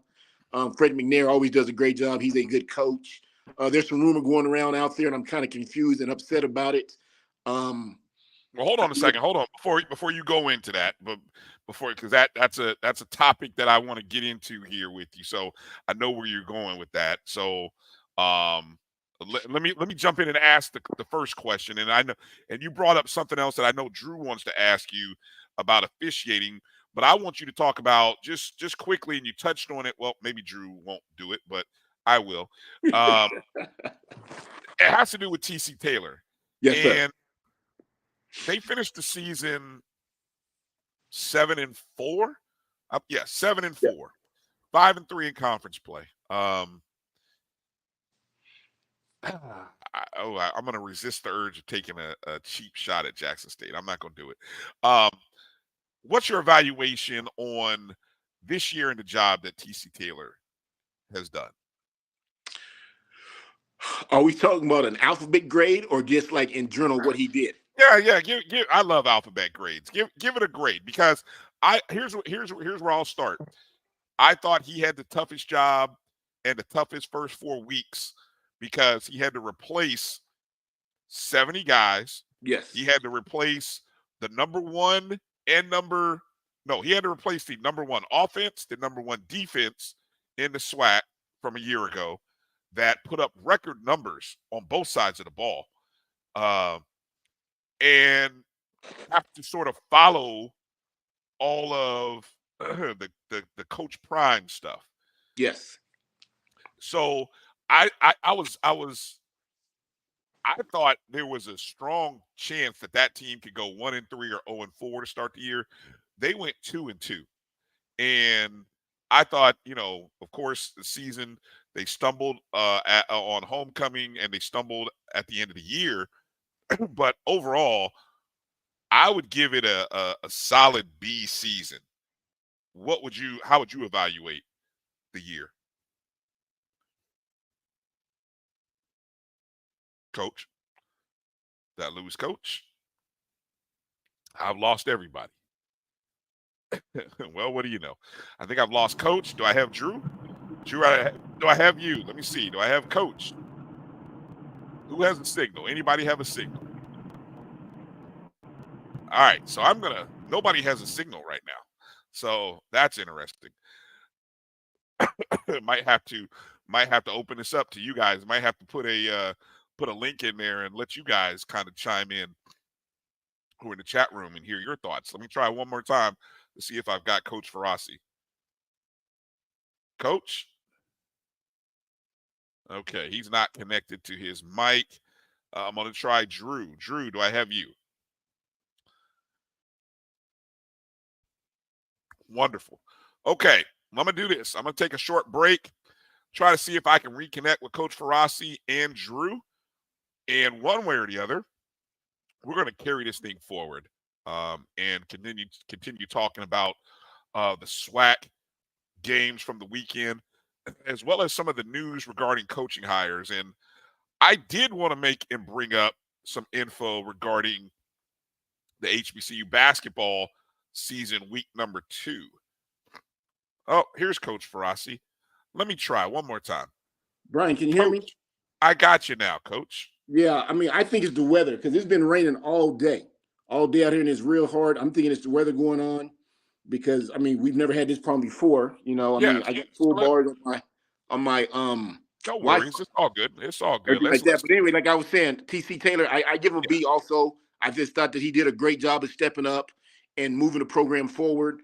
And so, I mean, he gets a B from me. You know, now he has to grow from this. You know, you can't go backsliding down to a 4-3 season or something like that. From there, where they go 7-4. So he needs to build up that. He needs to build up that 7-4. And next year he should easily have an 8 or 9 win season, competing for the SWAC championship, heading towards that Celebration Bowl. But yeah, for this year right now, I'd say take a deep breath, TC. Have a nice cold one, and I give him a B+. What are some of the things that a first year coach, going from year 1 to year 2, what are some challenges or roadblocks or things that you have to overcome from year 1 to year 2? 1, make sure everybody's eligible. Make sure your boys are going to class. 2, try to keep your coaches together. Continuity. That's big right there. You know, you don't want to have to go in and replace somebody else and try to coach them up or have them try to come in and recall the plays or something like that. So you want to keep your coaches together and keep your boys eligible. Have a good offseason. You know, hit the weights. You know, challenge everybody to gain 10, 12 pounds, if not more, solid muscle. Have a good summer. I don't know if you're allowed to stay for the summer at that level like they do at the D1 levels, but have a good summer workout and just motivate. Keep everybody, you know, motivated, encouraged. Come back in August and let them know, hey, this is what we did last year, and we need to build on this. The magic number is 8. You know, let's hit 8, but we got to get 1 first, and you take it from there. And as a coach, you watch a lot of film. You go back and you watch the do's and you don'ts. You make your notes. Okay, this was good. That wasn't good. Got to build better on that. This was good. That wasn't good. Got to get better on that. So you challenge yourself to get better as a head coach. You coach your coaches, you coach your team, and just get ready for the next year because August comes every year. And like I say, just put that number out there, 8. Fellas, we got to get 8 wins, and you go from there. Let me see if Drew is back. Drew, are you back? I think I am. I think I'm through the woods now. No, you're guys still hear in the. Yeah, but you're still in the woods somewhere. So I'm gonna put you back in the waiting room, and then I don't know if you're able to chat or communicate in the chat. Excuse me. You okay? Yeah, I'm okay. I'm okay. Just sinuses. I don't know. Let me go to the question Drew was going to ask about officiating. No problem. Because you mentioned you saw Fred McNair getting into an official. Yes. We hear so much. I don't know if you want to call it complaining, but just talk, especially after a game, about officiating. And I've had people from not just the FCS level, but also the Division II level, talk about the officiating being bad at the MEAC, SWAC, CIAA, SIAC level. And I think sometimes we hear a lot of complaining about officiating just in general being bad or tough. And I know when I watch pro games, I hear people complain about the officiating in pro games. But talk a little bit about the coaching when the officiating is not going well. And how you respond to that, how you deal with it. Yeah. Brian, I tell my coaches and my team, don't talk to the refs. Let me talk to the refs. Be respectful to them. Say yes, sir, no, sir. If it's a female on the sideline, you know, say yes, ma'am, no, ma'am to her. Don't be disrespectful. I try to shake hands with the referees at the beginning of the games. Do everything right by them. They don't have an easy job, you know, especially going playoff time. You know, everyone knows that team wants to win. As a coach, you're focused on trying to get your team Sorry about that. I just see my Seahawks lost 17-16. Jesus. So anyway, you're trying to get your team focused, and you've had a good week of practice, and you're intense as a head coach because you're focused on offense, defense, special teams, making sure your guys are staying back, make sure your coordinators are calling the right plays, and then all of a sudden you get some laundry on the field. So you're like, hey, Mr. Referee, what's that? So he may say holding, and you say, no, I got a good offensive line, or he may say in the neutral zone, I mean your defense encroachment, no. I teach my guys to always put their hand down and move 2 inches back so we don't have that problem. So now you're arguing back and forth with the referee, but you're still trying to focus on the game. So now the referee's getting upset because you're arguing with him, and he may just call something foul on you that wasn't even supposed to be there. So I really do try to avoid the referees, give them their space, be respectful to them. If they call something I really don't like, I will say, like, for example, I was coaching back in 2010. We had a scrimmage, and we were very fortunate to have Mountain West referees, okay? It was right before the season started. So we had like 10 or 12 of them come down to our scrimmage. And after the game, they said, hey, Coach Norman, you got a good team. Your offensive line did well. We didn't see any holdings, no offsides from the D-line or anything like that. So I said, okay, good. So my very next week, we traveled to Arizona to play a junior college over there. And within the first quarter, Brian, they gave me 9 flags. So after about the 5th or 6th flag, I'm looking at this guy. And so the first thing coming to my mind is, okay, this guy's prejudiced because, I got all black coaches. I got an all black team. And so I'm thinking, okay, this guy must be prejudiced towards me and my team. I don't say anything. So about 3 more flags go, I call a timeout. And I said, hey, you. And he looked at it, and I walked right up on him, and I was unprofessional. You know what I'm saying? I was very, very unprofessional because I said, buddy, what are you doing? You've given us 9 flags in the first quarter. I said, now, last week we had Mountain West referees, and we didn't have not 1 flag. Okay? You're a junior college high school ref, but Division I-A referees didn't give me not 1, but you've given me 9 in the first quarter. I got a better team than this. What are you doing? So the head coach from the opposite team, he comes over, and he's like, Frost, what's going on? So I explained to him what's going on, and he told the referee, I play against this guy every year. He's a good coach, and he coaches his team well. I'm wondering, what are you doing? And the referee just looked, and he didn't say anything. He just walked back. He says, coaches, are you guys ready to resume the game? I said, yeah. He never gave me another flag after that. So, I don't know if maybe it was, I'm not a prejudiced guy, and I hate to put that flag on somebody, but maybe after he figured, maybe he was from Arizona, the coach was from Arizona, so it was an Arizona thing because we're from New Mexico, or half that team over there was white and my team is black. So I don't know, but after that, coach told him straight up, I play against this guy every year. He does a good job of coaching his team. I'm wondering, what are you doing? He didn't give us any more problems. So, you try to really avoid the referees because you're focused on the game. But sometimes they do get in the way, and you have to put a coattail to say, hey, first of all, if I got a better team than that, we coach better than that. My kids are respectful and disciplined. I'm asking you, please don't hurt us. We need this game. Please don't hurt us. And then I've had to tell a couple referees, if you continue doing what you're doing, I'm sending this film to the national officiating referees so they can see what you did to us. Now, what takes place from there, that's on you and them. But I'm dangerously going to let everybody know you cheated us. And it's the eye in the sky don't lie. And usually from there, they get a little nervous and they start to call the game a little better or something like that. But once again, I do know they're under pressure themselves. But I really don't try to get involved with the referees unless, like I say, I just see something flagrant like 9 flags in the first quarter. Come on, man. Come on, really? Drew's back with us. What's up, Drew? Drew, add in. I know you had a question or some thoughts. Man, I'm upset about my camera. Yeah, I was. Thank you for bringing up that question that you and I had talked about offline, Brian, for me. And I had prepped Coach Norman, and I told him I was going to get that question also. But those who have been SportsWrap throughout the years know that outside of coaching, I have spent time as an official on the and collegiate level. Not college football, Coach Norman. I only did high school football, although I did go to a couple of college camps. But I did do collegiate ball. But I want everybody to understand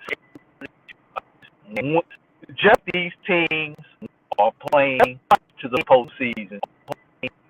So in stripes, officiating to get to the postseason.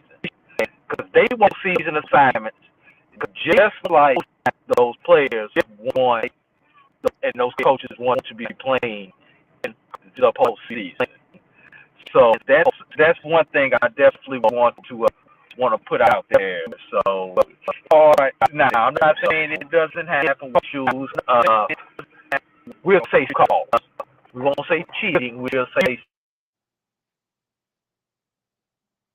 Hello? Yeah, I hear him. Okay, yeah. There's a lot. Yeah. Sorry about that. There's a little feedback. Also, he's driving right now, so just bear with it. Go ahead, Drew. Finish your point. Yeah, but also,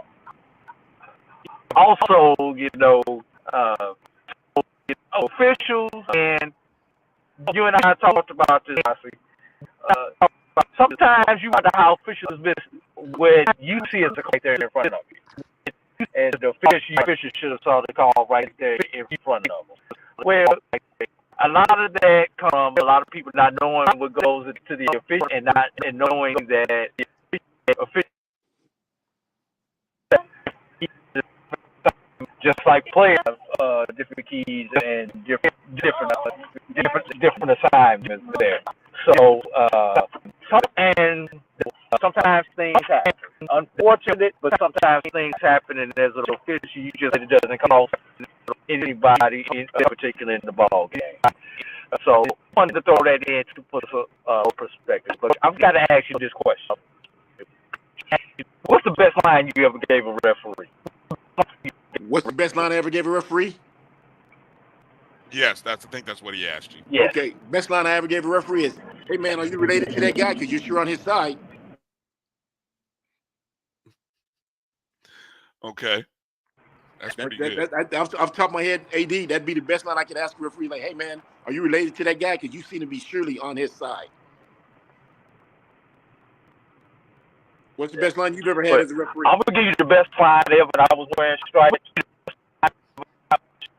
I give you the best line I ever got was wearing stripes.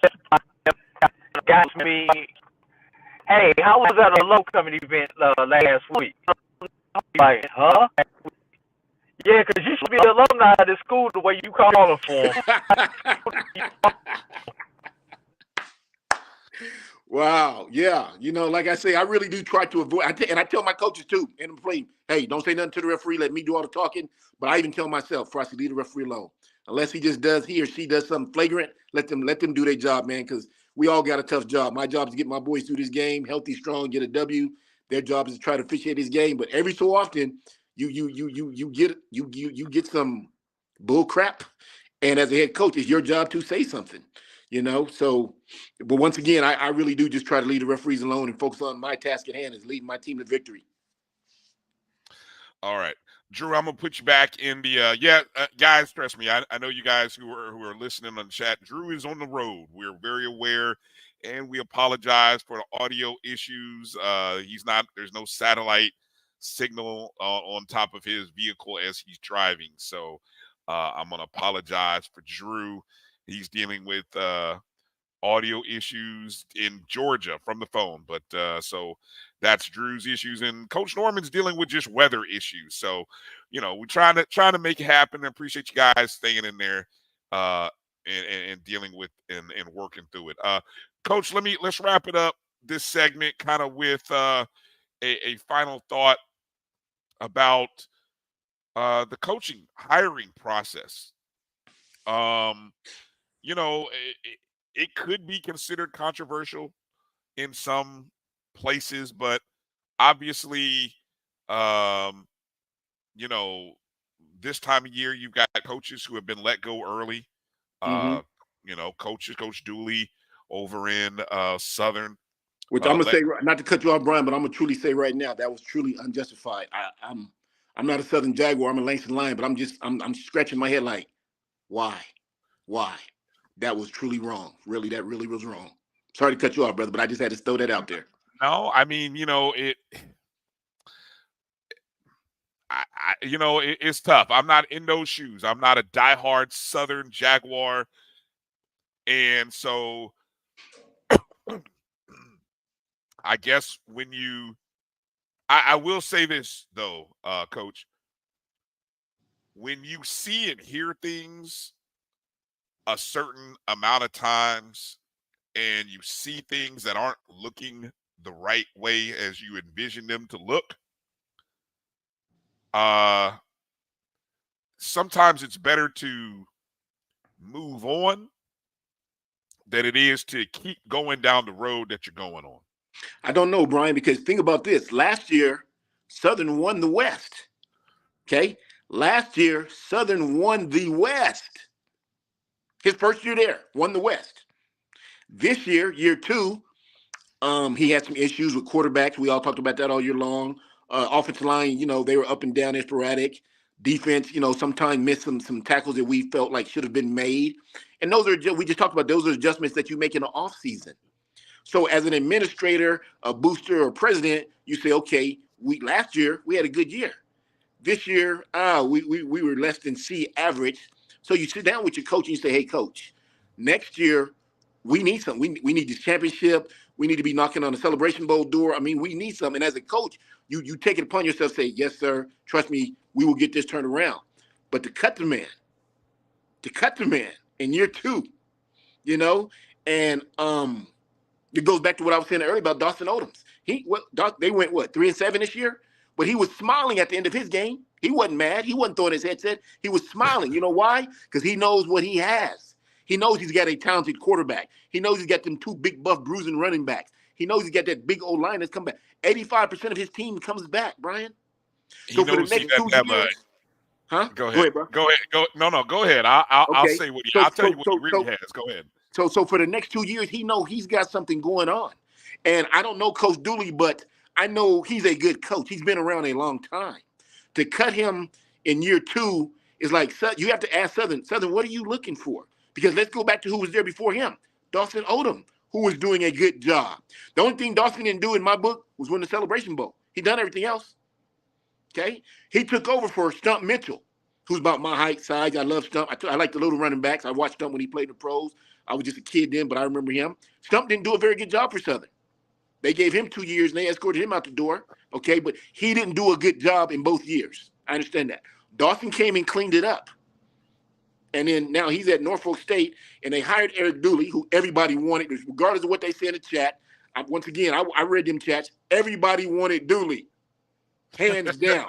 They did, didn't they? And they got him there, and he won the West. And, of course, you're expecting bigger things from year 2, but it's called football. You never know which way it's going to land or roll for you guys. So year 1, A. Year 2, D+. So we come back with year 3 and we say, hey, coach, we got to get back to the A status. We got to get back to being Jaguar football. We look behind it. I mean, they got some of the best fans in HBCU football. We know that. We travel well, but you got to reward us, coach. So as a coach, you take that and say, hey, no problem. I'm going to get this right. But to cut the man in year 2, and here's the killer. You got to pay him $860. Am I right? $863 or something like that? I think it's 6 something, but anyway, okay. You got to pay him. You still got to pay him. Yeah, he's not, whatever it is. It's called free money. But I mean, his wife's okay, his kid's okay. He can get up, go work out, play golf because he's got a check coming from a university that say, "Hey, come over here and coach us," and then I get out of here. So I mean, I'm still scratching my head like Southern Jaguars. What are you looking for now? Only thing I can see is that, of course, everybody wants what Deion did. Deion hit home runs right away. Well, he was very fortunate. He had a 4-star quarterback. He was able to go out there and poach some big linemen. He was able to get some really good, talented coaches on the defense side of the ball. And he had success for them 2.5 years he was there. He had success. So I think everyone's comparing that to like, well, look what Deion did. Well, hey, not everybody can do that. Not everybody can just hit a home run right away. Some people hit outfielders. Some people bunt the ball. I know I'm using baseball references and everything like that, but once again, I feel bad for the brother. Really, I do, because I'm just like, 2 weeks ago, someone was telling me, hey, I think Southern's going to let him go. And I said, you're crazy. He's going to get year 3. He's going to get year 3. Well, he didn't. But I'm going to say in the end, he won because you still owe that man a whole lot of money. Instead of having him working and recruiting and getting better, you're giving him free money. Hey, it is what it is, B. Hey, Coach, let me ask you a question. Talk to me. Your audio, hold on. Let's see if your hold on, Drew. Wait. If your audio's not better, we may have to wait till you get into a better spot. Go ahead, give it a shot again. We'll see what happens. All right. How does my audio sound before I dive into my question? It doesn't sound good. It doesn't sound good. No. It's still cracking. So I don't. It's not. It's still cracking. For some reason, it's still popping. It's like I don't know what's going on with your. Obviously, you're on the road. I mean, obviously, I understand that, but it's. Yeah, you're on the road. I'm having bad weather. I'm really feeling bad about this segment. I appreciate everybody in the chat, Brian, bearing with us. Yeah. Brian, you too. But I mean, hey, I appreciate everybody staying with us. But I feel bad because I mean, once again, it's been raining all day. That's the only thing I can say because we all know my phone works, and we've been doing this 12 weeks. So we know my phone works. So I'm blaming it on the weather, but I just feel bad about my segment and then Drew on the road. But we make it work. Yeah. I want to, Drew. Can you estimate what's your time? Are you going to make it here before the end of the show? I know it's 7:45 right now. Are you going to make it there before? Yes. What, are you there? Yes, I will. 10, 15 minutes. Yes, I will. All right. So, all right. I'm going to move Drew out. So Drew should be back here in the next. So hopefully before we end at 8:30, Drew he'll be back. I got a lot of thoughts about the Dooley thing. Let me just say this. I think Chuck Hunt brings a good point here when he says Southern, Jackson State, Florida A&M, North Carolina A&T, and Grambling are pressure cooker jobs. That's because of the expectation and the history that is behind those programs. Yes, sir. When you are the leader of a program, okay, I think there's a certain way that you should be accountable to the stakeholders, okay? And when I talk stakeholders, I'm not referring to just the student athletes. Yes, sir. Okay. So I felt like, and I think I was looking for the quote where Roman Banks had the athletic director at Southern had kind of hinted to the reasonings behind, and I don't see it necessarily in this one press release that I'm looking at, but I think there was what I'm going to say a dismissiveness to post-game commentaries. Like what happened? It was always dismissive. And I started hearing it enough times. Like everyone would see the problem or see the ineffectiveness of things. And on the Monday press meetings and the press junket that the coaches do on Monday. Oh yeah, the SWAC conference. That's just one place, but there's other places I'm sure where the coaches have their. But it just always felt dismissive, as if I'm the coach and I'm gonna do what I'm gonna do and I'll fix it. We'll get it right. Just hang in there. And after a while, if your AD is continually asking, well, what are we doing to change things? Yes. I mean, and also people take into consideration the athletic director is a former head coach at at Southern coaching basketball. So if anybody is understanding when he's hearing coach speak, it's that guy.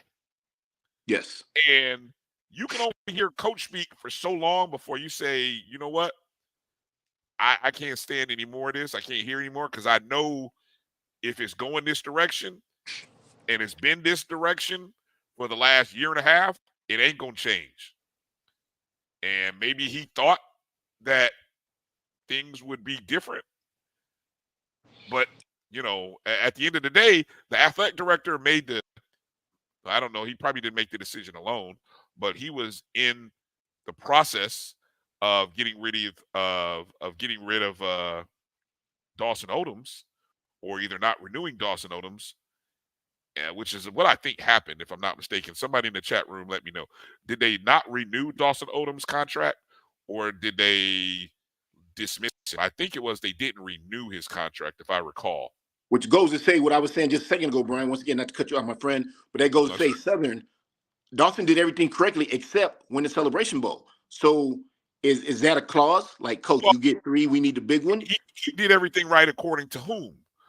If that fan base wanted more championships and they were watching other people win games, like I don't, what was Southern's record against Grambling during that time? What was Southern's record against their next biggest rival, which is Jackson State? What was the record against? Well, I don't think Dawson Odoms and them play Fort A&M that many times, but you know what I'm saying? Yes, sir, I do. The overall record may have looked one way, and you may have won the West a time or two. You even won a conference title. Yes. But definitely people thought there should have been more. People thought there could have been more. And I agree with what they're saying. What the guy just said about their pressure jobs. And when we take jobs as head coaches, we understand what we're getting into. Once again, when I was looking at Southern from the outside, I'm saying he's doing a good job. And so when they're saying he's about to be released, I'm thinking, what'd he do? Because I'm looking at what Stump did compared to what he did, and I'm thinking, hey, Dawson gets a pat on his back. He's doing a great job. Now, if you're saying he didn't beat the competitor, everybody knows you got to beat your rival. He didn't get us to the Celebration Bowl. He was here 5-6 years. He didn't get us to the Celebration Bowl. Some of that sort. But I'm just saying, as a head coach standpoint, because I'm a head coach, I thought the brother was doing things correctly. As far as going to Dooley goes, you just alerted me. I did not know the AD was the ex-basketball coach. So he's coming from a head coach point. So what did Dooley do that upset you? Because we all got to understand frustration. We don't like losing. Now, some coaches like losing. They're okay with that. But you could tell he didn't like losing. And it was leaking real bad. He was trying to fix it. So maybe he was trying to get to the end of the season and say, okay, I got to go get some new coaches. I got to get a good new coordinator. There's something. He didn't want to reveal what was going on. He was just trying to say, hey, it's going to be okay. It's going to be okay, because he probably was thinking, I got year 3. And in year 3, it's going to be much better. So, we don't really, I don't really know what took place behind those doors, but I'm just looking from what I was seeing. I saw frustration from the brother. I watched the SWAC conference championships. The SWAC press conferences, and I could just see the frustration in his face. He's not happy. It's not going the way he wanted to. And, and we all know sometimes that happens. But then when you got cameras in your face and you got the AD knocking on your door and you got, the people in the crowd saying, hey, what are you doing? Fire this. Excuse me. Oh, yeah. Fire this guy and everything like that. You get frustrated because you're like, remember earlier in the segment when I told you when we first met, I said, when you're winning, they throw roses at your feet. When you lose, they throw tomatoes at you. So like, hey, you guys. And all he was saying was just, hold on, you guys. He didn't probably want to reveal what was really going on in his program. And I understand, because you don't advertise your business. So you don't advertise your business. So you're just saying, hey, hold on, you guys. I'm going to get this fixed. Thinking I got year 3, not knowing that the AD, and like you said, it was probably more people than besides the AD, probably some big money boosters, probably some alumni, probably some disgruntled kids in the program who ain't getting no playing time. So when you got all that coming towards you as an AD, you're looking at them like, hey, man, you're not giving me anything. It's time to go. And you're thinking, wow, buddy, okay, I'm getting ready to fix my quarterback situation. I got 3 6'5", 320-pound linemen coming in the spring. I'm about to get this fixed, but now we'll never know because he's gone now. And I'm just shaking my head because in my philosophy, I was also an athletic director of a college prep program. I believe this, Brian. I believe every coach should get 4. 4. Why? Because that first year you're taking over somebody else's kids, so you don't really know what they can do. You're coaching as hard as you can, but you like speed, but your fast running back may be 4.6.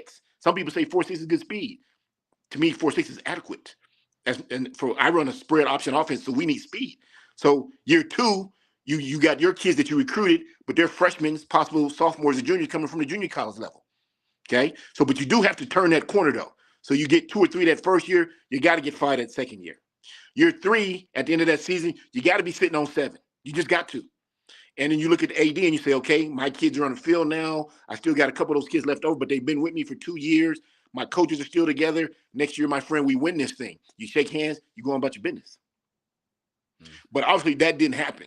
Southern, obviously they want the big one, and I don't blame them. They deserve it. They're a good university. They got a lot of publicity, a lot of hype going on around them. They travel well. Yes, Southern Jaguars, you deserve the big one. But I just felt like as a coach, you didn't give the brother enough time to do what he can do. And now you got to give that man free money. Yeah. tough spot to be in. I think I saw Drew post a note in here. Was the level of expectation too high because of the early success? Meaning, his first year they went 7-5. They got to the SWAC championship game. I know, people, you can say they backdoored their way. Some people will say that, but they got in there. They were there. Yeah. Dooley was in the SWAC championship game 2 consecutive years. Drew says if Southern goes 3-5 in the first year, is Dooley still employed? So the thing is, if Dooley had gone out of Drew's scenario, if Dooley had gone 3-5 in the SWAC in year 1, would this year be looked at differently? You can't judge anyone on year 1. I don't care who you are. You can be the best. Eddie Robinson, he holds the highest regards in my win or lose, successful season or not. You can't judge anybody year 1. You cannot judge anyone year 1, Brian, because year 1, he's coming into a situation where he's taking over somebody else's program. And once again, I'm gonna use me for example. I get the Southern job. I got 6 good backs. Everybody like, Coach, you got good backs. So I said, okay, what kind of speed we got? And my best speed is 4.66. I got to go recruit 2 other running backs. So now that running back crew is upset because I'm putting speed on the field because I know what I need to be successful. So now you got 6 running backs saying, hey, we were here already. 3 of us getting ready to graduate in the spring. Coach, you're screwing us over. And I don't do kids that way. But I'm saying, hey, my offense is built on speed. 4.6 doesn't work for me. You see what I'm saying? So you can't judge someone on year 1. And he won the West. I think we keep forgetting that. He won the West. Year 2 was not that good.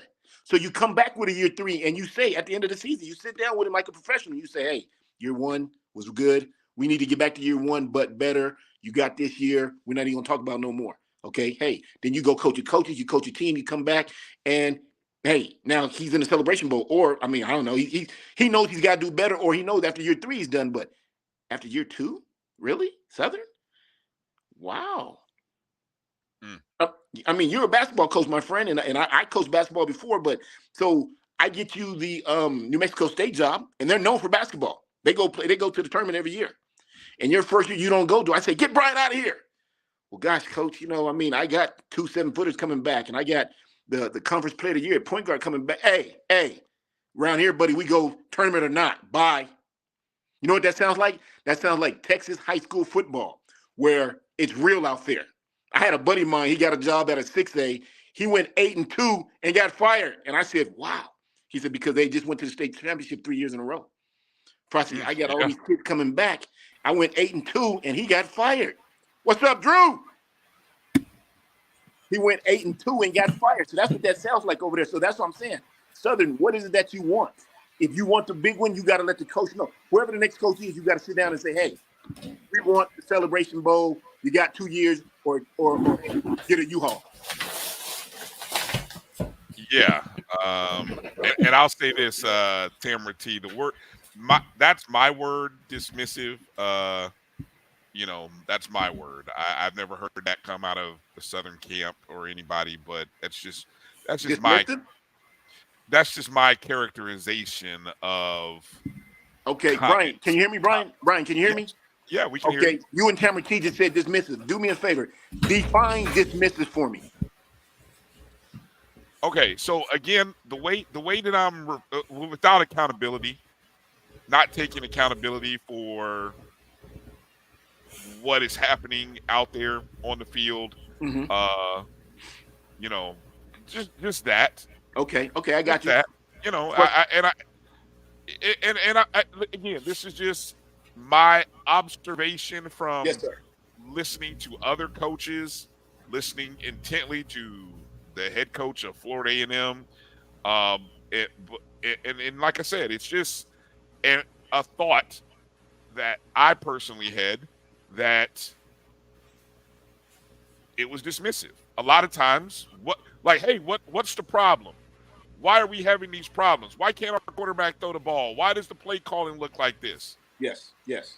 And once again, that says that tells me as a head coach, there's something going on internal he doesn't want to reveal. Okay, that's fine. But even when you don't want to reveal something, you gotta find. Okay, there are people in trained media professions who could help somebody find find a way to communicate what's going on without giving things away. Yes, sir. I hear Jimmy Mack says it right here. Dismissive equals duly hadn't engaged with the fans and supporters, the ones who are paying the freight. I don't know if that's the dismissive that's going on out there. I was just coming from a standpoint of accountability in the comments that I hear. And again, I'm not studying 24/7. I'm not covering Southern football every day. I'm watching from just comments that I see it here. So I can say this, and to the one guy, Jimmy Mack, appreciate you staying with us, brother. I know my camera's messed up, but I'm gonna get it fixed. When you're not winning, you're upset, and you don't want to socialize because you may say something people find offensive. Okay, we're gonna use this example. You're my football coach, and I come to you and I say, Brian, what the heck? What's going on with our quarterback, man? You done lost 3 in a row. You don't got time to say, hey, Frost, man, come on. You know, I got this redshirt freshman. I'm getting him ready for next year. You're upset. So you may snap at me. And I may be like, hold on, brother. You forgot I'm the boss here. But we ain't got to go that route. You know, we ain't got to go that route. I understand what you guys are saying. I understand what Seth said. He wasn't being very talkative. But sometimes you want to keep what's going on in your house. And when you're losing, you're upset. And if you've never done no coaching and you've never been a head coach, losing sucks. And you really ain't got much to say. I got my butt kicked one time, 77-0, and I had 5 microphones in my face. Coach Norman, hey, how'd you feel about the game? Hey, Coach Norman, and man, they're just coming at me. And I'm sitting there, and you can see the frustration on my face, but I'm telling myself, Ferrasi, don't say nothing. Because anything you say is going to be opposite, because I'm upset. I'm ready to start just throwing explicit lyrics out because we played like crap. And that's my fault. I'm the head coach, so I take that out myself. And that's what I told the media. I said, don't think I say we played like crap. I take this one. I got a good team. We'll be ready for next week. And as you walk through the crowd, someone walks in front of you and puts another microphone in your face like, Coach, but. You're like, God dang it. You know? So I understand where Dooley's coming from. I mean, you're frustrated this year because it's not looking like you wanted to look. I won the West last year. I expect to go to the Celebration Bowl. But I'm having problems. Where's my compassion at? I know we're football players, we're football coaching, and compassion not a word that we use, but hey, let's just keep it 100. We're still human. And then Bearder was frustrated. And he got fired for being frustrated? Apparently. The only thing I'm going to say, it's going to be interesting to see what move Southern makes next, because let's look into their administrative offices. They've now separated the duties of the president and the chancellor. So you have new leadership at the top of the Southern University system. How does that affect the new coaching hire? That's something everybody needs to keep in mind. And Southern, if you need any references on how to do a committee, contact fellow SWAC Florida A&M University on the committee process. No, I would say don't contact FAMU. I thought you were going to say that's the one school you don't contact. Don't contact FAMU. Jesus. Look, I was being facetious, Brian. Oh, okay. Yeah, I'm sorry. Don't get me started. All right. So while we're talking, obviously the Southern Dooley thing, the other coaching hire position that we don't know if it's open. It's rumored that Texas Southern's coach Clarence McKinney is not going to be offered a position or a new contract. His 5-year contract is expiring at the end of this year. I think in December. There were some, and that's all speculation, according to a report I think I read on HBCUsports.com. And I think he's. It's unfortunate. What's your thought on? Let me ask you from this. I'm not going to ask you to comment about another person's job, Coach, but from the standpoint of when you have sort of been climbing up. And here's McKinney, who has been every year slow. I mean, his first year was a 1-10 team. He basically was trying to rebuild that program. Yes. And 5 years is given a 5-year deal. And every year getting a little bit better. Even if it was just 2 wins or 1 win, it was getting a little bit better to the point where I think last year they finished maybe 6-5, I think. No, I think they were 5 and 6. I don't think he's ever had a winning season in his 5 seasons there. Okay, well, 5 and 6 is still better, even if it was a win, because I think they were 1-10. Then they went to like 3 wins, maybe 4 wins the following year, 5 wins. So in year 4, so every year it was like 1 win, a little bit better. Yes. So this year you recruited, you've been in some games a little bit better. This year you have the big injury. You lose the star quarterback, the guy that was supposed to be coming back that was gonna lead the team. You already got a great running back who you recruited. We know what he did. You lose the quarterback, and that makes a difference. What would you say to the fan base, or what's your thought on that if you were in those shoes? And again, I'm not asking you to talk about another man's job because he is still employed, Texas Southern. But if you're standing in those shoes, what's that pitch like? Okay, whose shoes am I standing in, Brian? The ADs or the head coaches? Well, the coach, obviously. Okay. As I'm Clarence McKinney. I'm from Texas. I went to Jack Yates High School. I coached at the University of Houston. I grew up right across the street from Texas Southern. I played football there. I was an assistant with Kevin Sumlin at A&M, Houston, Arizona. I know this game called football. Okay. I'm in Texas. Well, regardless of what other people say, the best football, well, when I say the best high school football is played in Texas. You're in Houston, the 4th largest city in the United States of America, where football is first. When a baby's born, they hand him a football before they smack him on his butt. Okay? You got athletes sitting on top of athletes sitting on top of athletes. Okay. Your coaching staff are guys you coach with. He coached at a high school before he went over there with Kevin Sumlin. So your coaching staff are your friends. So I'm thinking, from what I just saw, I never met Coach McKinney. Even when I was down in Houston, take care of my father before he left, was rest in peace, Dad.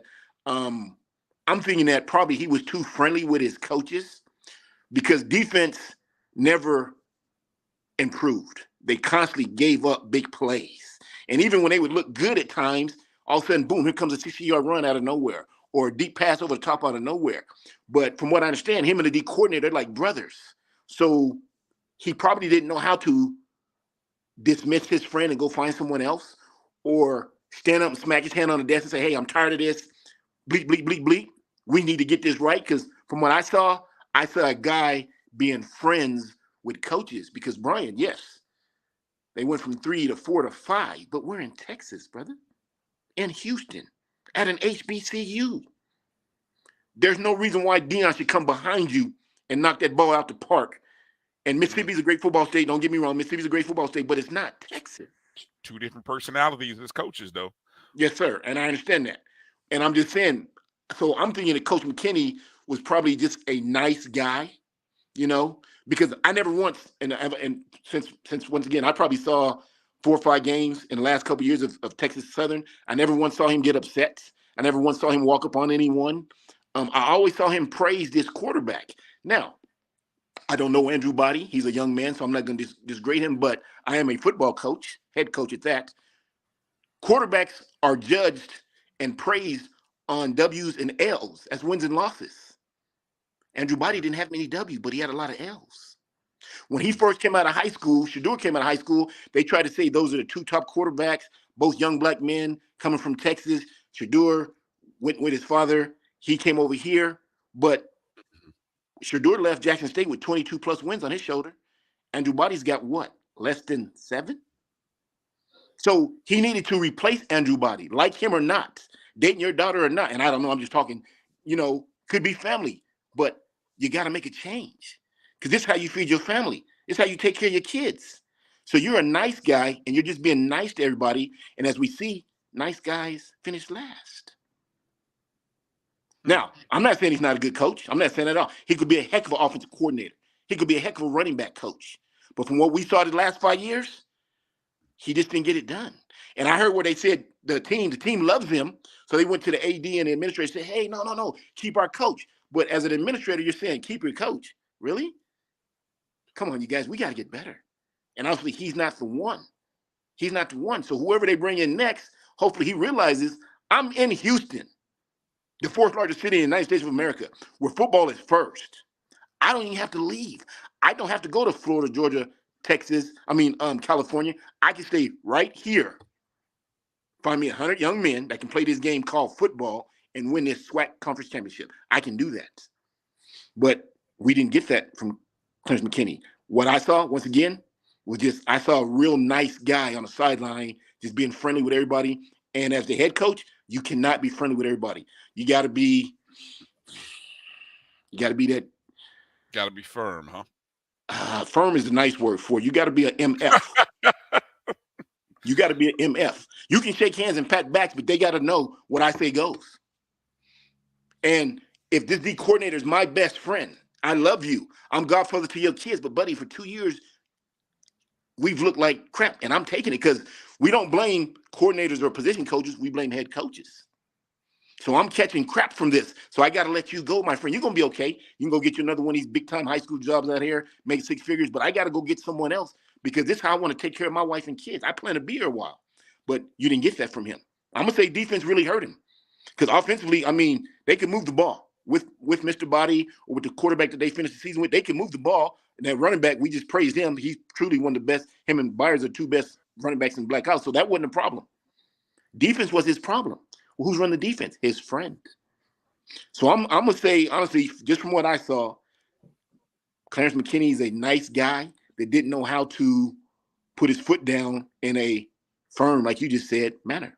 And you got to be able to do that. You just have to. Football, basketball, baseball, track, as the head one up front, you have to be able to put that foot down and say, sorry, this is enough. You have to go. Love you. Hey, drinks on me on Friday, but I got to go find somebody else. And Andrew Body, you're my guy. I went and got you. I read about him coming from Corpus Christi. He threw for all these yards, ran for all these yards. He had Shador-type numbers, but he wasn't recruited very highly from Shador. He had a lot of D3s and JUCOs looking at him, but he went with Texas Southern, okay? And they started him as a true 18 years old, fresh out of high school on the field. Mm-hmm.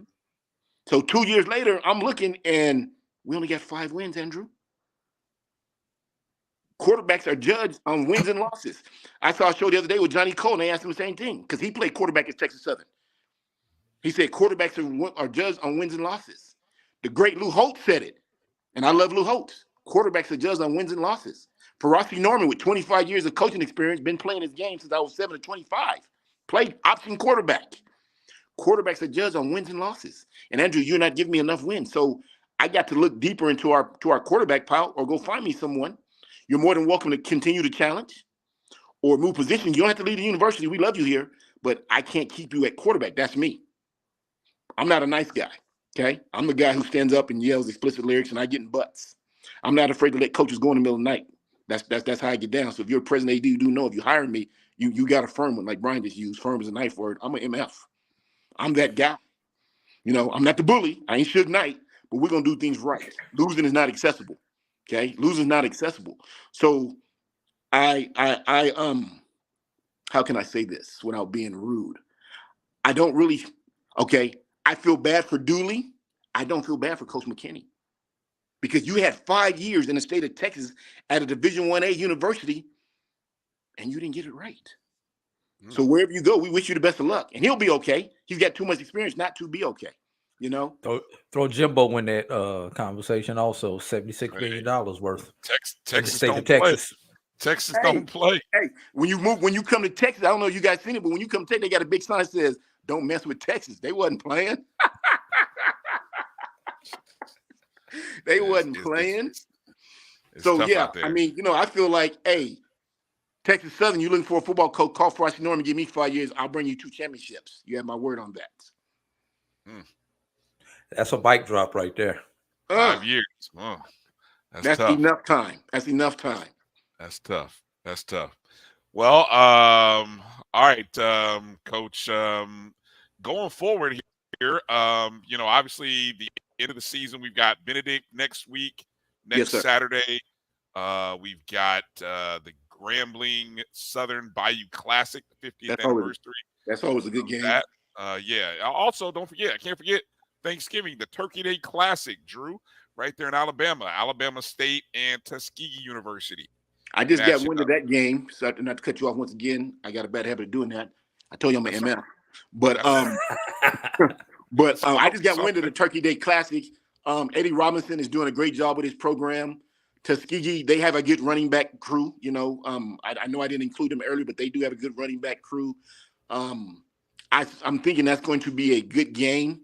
Because let me get this right. Tuskegee is D2 and Alabama State is D1, correct? But Tuskegee owns the series by almost 3-1 clip. Woo! Yeah. So I'm gonna look forward to watching that game. Always watch the Bayou Classic, you know, because that's just what you do on that Saturday. That's like the last Black College game of the year before you go to the Celebration Bowl. About Benedict, though, great defense, great defensive line. We talked about them, we praised them, but I don't know much about Lenore Ryan, but I saw 63 points in the playoff game, and I'm saying, okay, you can score. You got offense. You can move the ball. Benedict, it's a good thing you can play defense. Brother, don't get embarrassed. Please, don't get embarrassed because obviously them fellas, they're hungry. Like you said, Brian, they've been in the playoff, last 3-4 years in a row. So they're looking for that championship. I got no doubt Benedict's gonna go represent the set. Kenneth Berry, I watched the clip the other day on HBCU Go where he was chanting and the team was chanting with him. I liked that when he was saying WWOO and they were spelling out work. Okay, you know, I still love the ABC deals, A's and B's in classrooms, C's championship, D's degrees. So he's a good coach. He deserves the honors that he gets. I got no doubt he'll have his team ready. It's going to be a game. Whenever you can score 63 points in a playoff game, that says something. That's you know, most people are scoring 28, 35, 34. They put up 63. And I don't know much about Shepherd College. I know they went, 9-2? The PSAC, PSAC, whatever you guys call it, it's a good conference from what I understand.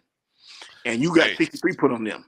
69 plays. They put up 63 points, 69 plays, 600-something yards of total offense. That's big bombs, which means they're throwing that ball. It is. That means they're throwing that ball, which, once again, Benedict has a good D-line. So now, D-line, you got to show up and get to that quarterback. Because if not, you know, we don't want to be embarrassed. So if I'm tennis, I'm looking at my D-line saying, you've been great for me all year long, fellas. I need it on Saturday. We need it on Saturday. You as yourself individually need this on Saturday. D-line. Because obviously with 69 plays and 63 points, yeah, they're chunking that thing. That's what that is. Which means they wouldn't put no pressure on him. We know Benedict can bring pressure. They're coming left, right, up the middle. They remind me of a small school, 85 Bears. We talked about this before. So I'm not really worried about their defense, but they got to be able to get to that quarterback. Because if they're doing it like that, 63 points, 69 plays, that's what that's telling me already. I ain't see the game, but they're throwing it, and they're throwing it well. Got to put pressure on that quarterback. You know, hey, what's my philosophy? Knock the first two out because we know number 3 ain't better than 2 and 1. We know number 3 is not better than 2 and 1. So get them out the game and let's get this W. I'm behind Benedict 100. Oh, okay, so we got Benedict. So that's what we're watching this upcoming week. Coach, let me get you out of here on this pumpkin pie or sweet potato. Was that a question? I just gotta ask, you know. Okay. Pumpkin pie or sweet potato pie? I don't know. Is there another pie? My family tree is from the country. My family tree's from the country, brother. So I gotta go sweet potato. Sweet potato. All right. I just gotta ask. You know, I mean, I just want to. You know, I don't know if there's. You know, I know some folks like pumpkin pie. I don't know sweet potato. I'm not now, here's the question: Say my cranberry sauce, yes or no? What'd you say, brother? There you go. Cranberry sauce, yes or no? Yes. We can get down there. All right. Favorite side dish during Thanksgiving is?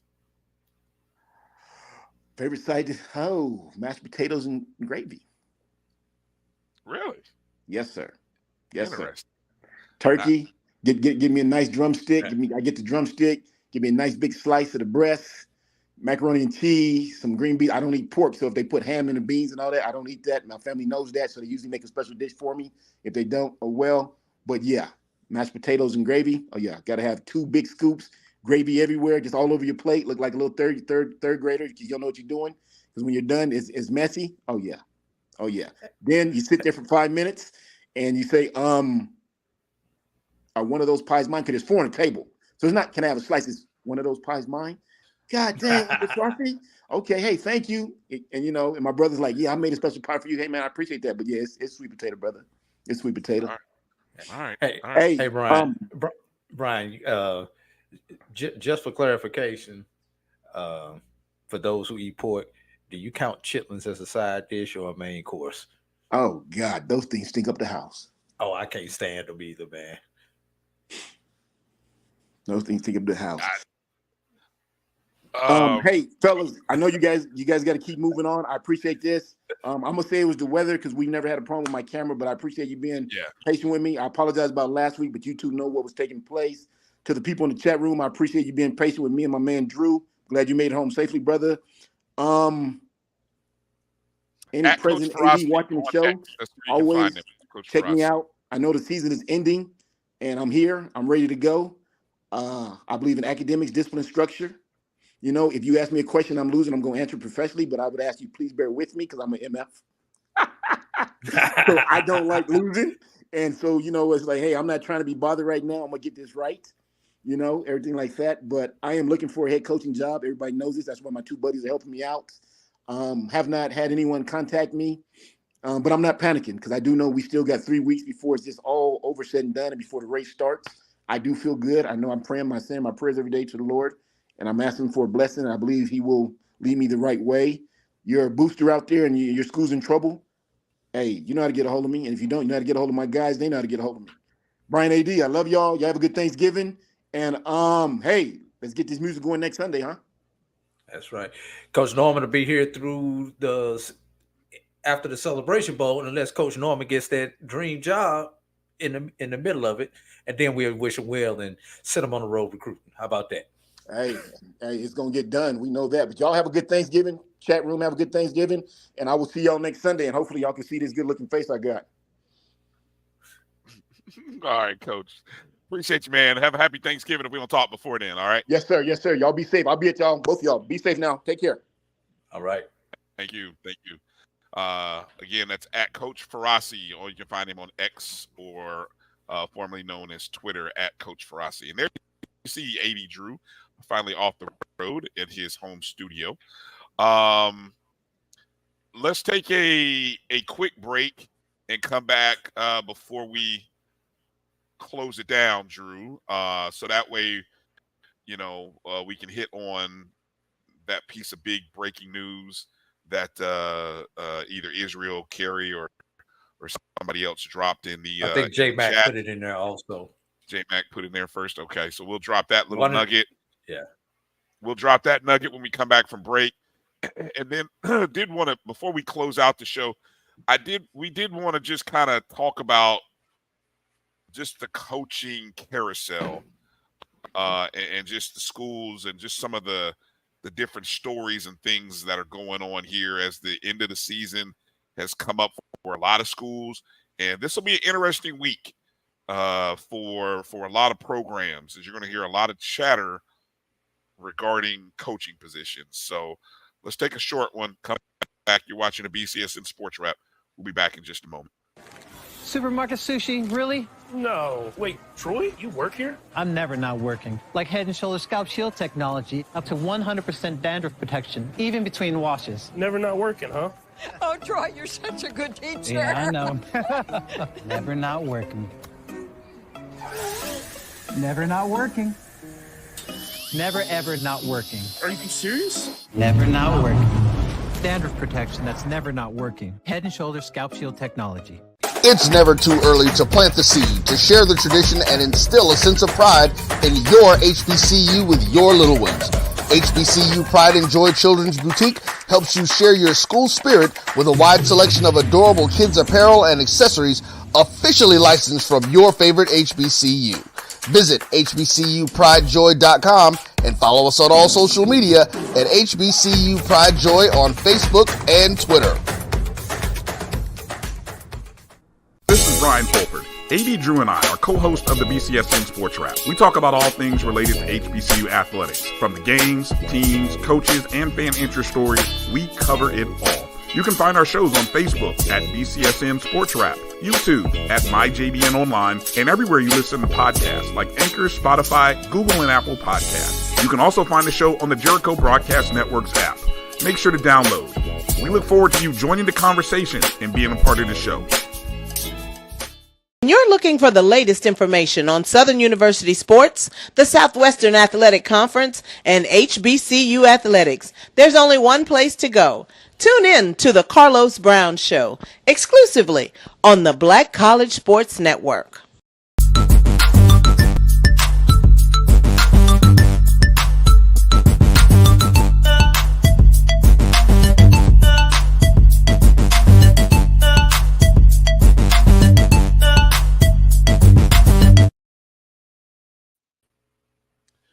All right, welcome back to the BCSN Sports Wrap. Brian and AD actually live and in person for the first time in this show. All right, so it's been a good day for Jackson State athletics. The women's volleyball team just won the SWAC championship over FAMU 3-0 earlier this afternoon or early evening. And then there was another piece of news that dropped. Drew, what was that? Let's see. You mean this one right here? Oh, yeah. The Jackson State men's basketball team with a 73-72 win on the road at Missouri. That, you know, it and I'm going to ask for a little grace from you guys, and I feel like a horribly unprepared person. But I had every intention of kind of going back through the previous week of HBCU basketball, because I know there's been some other wins over the course of the past week that are definitely worth spotlighting. And I think this week, I believe Grambling's women got a big win, and UAPB got a win this week also. They did, and like I said, part of that being prepared part is being able to say who they beat and what that score was. So that's the part that I'm upset about with myself, because I'm trying to recall. And I'm sitting here trying to look it up real quick, and I can't find anything that I want to look up. So while you do anyway, that, J-Mac, I do have Verizon. That's the problem. And I've got a T-Mobile iPad. So, but I hit those dead spots and couldn't get back to a good tower. Jeremiah Clark, enjoy your win. Don't start. Enjoy your win. It was you were the 5 seed who hadn't won a game all month until you got the Prairie View. So don't act like all of a sudden, just don't act like that. Enjoy this win as the 5 seed. It's miraculous finish. And good luck to you guys in the NCAA. I'll be kind. I'll be kind tonight. So I'm gonna choose peace. I'm gonna choose peace. Interesting question there by Edward Moore, and we'll kind of dive into that if and when the Texas Southern job officially becomes open. You don't want to do it now? Why not? Why not? It's already been rumored to be open. Now, let's say that at least to next week when we don't have as much football to talk about. Well, we'll take a deeper dive. I think it's and then there may be about 2 or 3 more other jobs out there by that time. I think, Drew, we only want once a week, Drew. So I mean, hell, if we don't talk about it now, stuff will be old by the time it comes to us. Remember what happened? We talked about hot seat Dooley and Connell Maynard, and what do you know? Dooley gets fired the next day. I ain't got nobody to talk to. I mean, I'm grateful that Doc brought me on the show Tuesday to talk about it. But man, if we don't talk about it now, it's like, but no, I do think from the standpoint of what Edwin said, here's the challenge with the Texas Southern job. Oh, let me answer this one before you get into that one. Jeremiah Clark asked where was Farasi's last job, and he texted me back. He was the O-line and special teams coordinator at Foothill College in 2021. 3 of his offensive linemen made the all-conference team, and his punter was first team all-conference. So that answered that question. Where I was going to go, let me see. Hold on, let me see. I want to see who Grambling's women did play. I want to put Arizona State. They actually won that game 70-67. And that was a home game. Now, I don't know if that was part of the SWAC Pac-12 thing.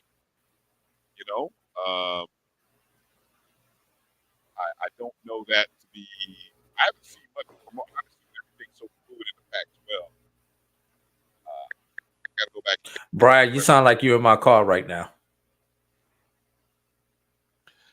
That could be you. No, that's not me.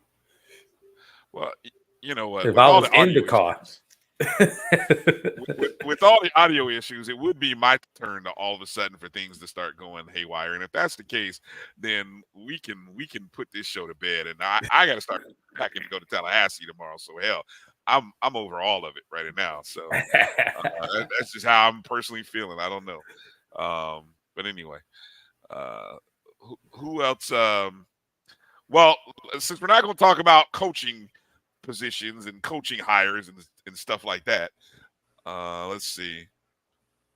Brian, during the volleyball game, I was wondering who would be the more irritating fan base with the SWAC volleyball tournament win.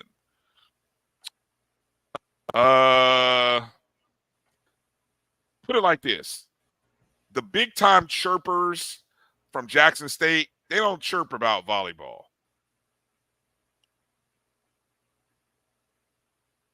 That's all I'm going to say. So maybe it's us as FAMU, or you know what? I take that back. It'll be Jackson State folks because if it involves us. If it didn't involve us, they might not be chirping.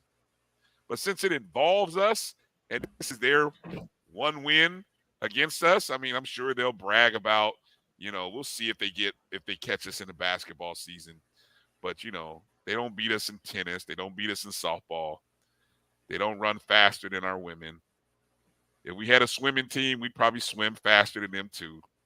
They're very fortunate we don't have a soccer program because we'd kick the ball harder, farther, and put it into the goal more than them. I mean, that's just, we went on the baseball field. We proved that this past spring. I mean, what more do you want? See, y'all got me started now. You got me started. I tried to choose peace with y'all, and see, y'all pushing me. Just don't do what those kitty cats on the beach did at halftime. That's all I'm gonna say. Yes, Jeremiah, y'all won 3-0. Yes, congratulations. Yes, and you beat Alabama State 3-1, who had been unbeaten. Yes, congratulations. But again, prior to this tournament starting, y'all hadn't beat anybody in the month of November. So this is like a miracle. This is one of these dream magical tournament runs that should be recognized. NC State. It should be appreciated. Villanova. You guys should hang up a banner, and you should call these the Miracle Tigers for what they did as the 5 seed in the volleyball tournament, where they knocked out the unbeaten Alabama State Hornets, and they knocked off the 2-time defending champs from Florida A&M. Celebrate this team. Celebrate the heck out of this team. Please get on Twitter and talk about this team. Y'all are blue in the face. Literally blue, as in Jackson State blue. Talk about them, because y'all don't talk about them any other time other than when they beat FAMU. So please talk about them. Any more?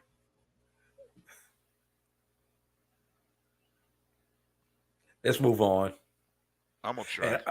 And I want to see. Now, here's an interesting one from Chuck brings up, and Dr. Cavill is on here, and I want to see what happens in his band rankings after the debacle at halftime by the Cats on the Beach.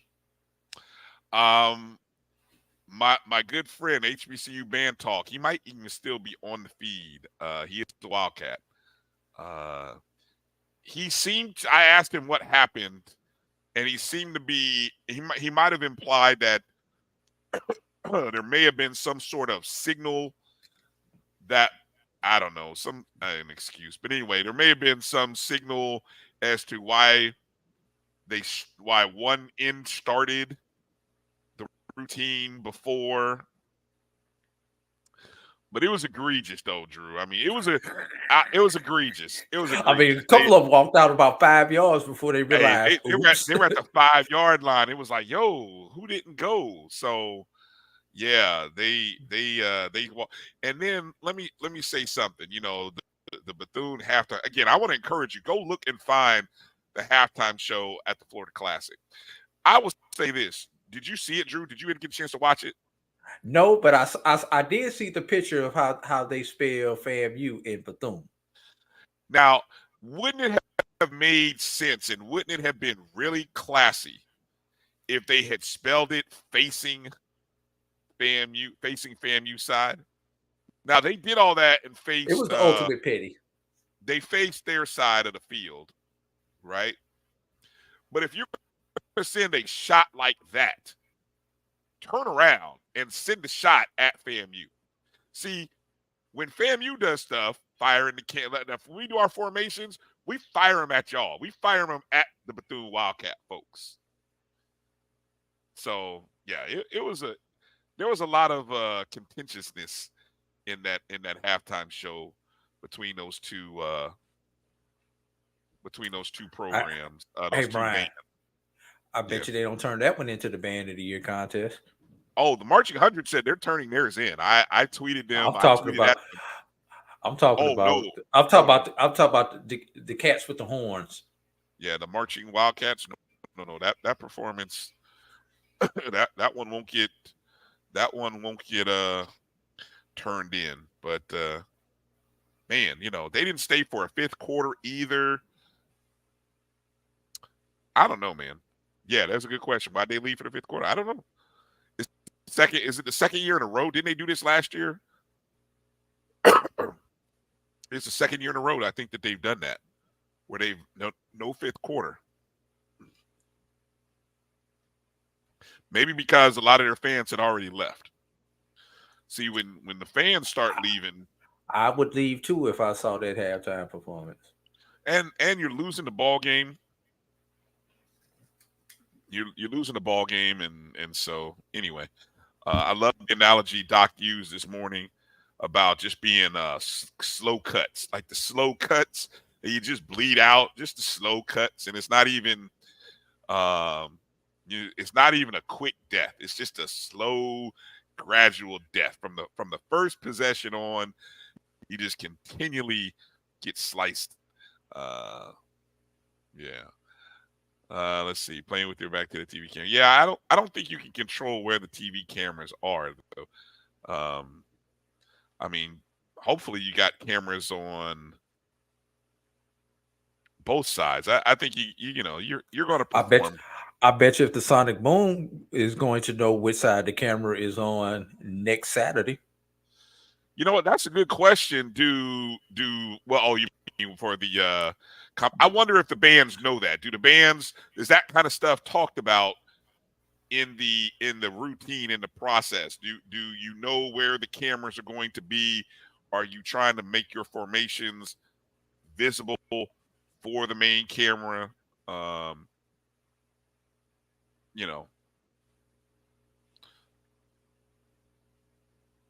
Yeah, TV cameras on the press box side, but this day and age, you got cameras all over the field. So I would imagine you can have cameras on the other side as well, but I don't know. Maybe I'm wrong. Usually only on the big games that you had that reverse camera. All right.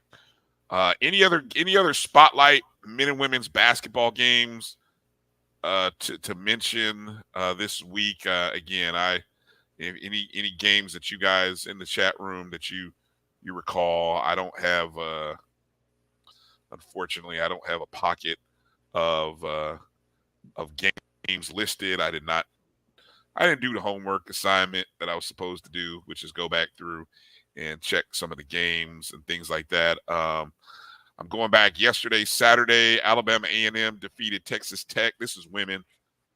They defeated Texas Tech 62-56 for their first win of the season.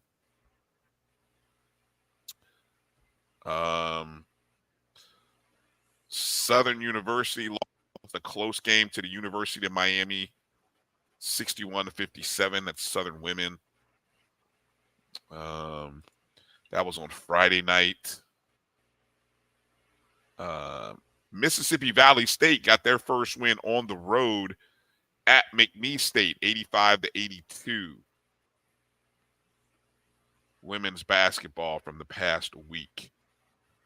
Bethune-Cookman at home defeated Iona on Wednesday, 74-72 in overtime.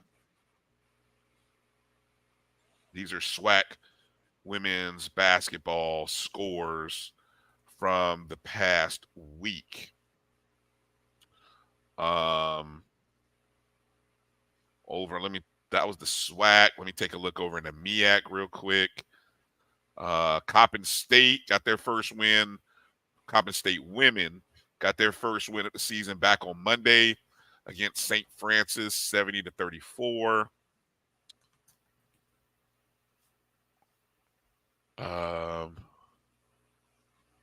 Trying to see if there are any close games here that happen.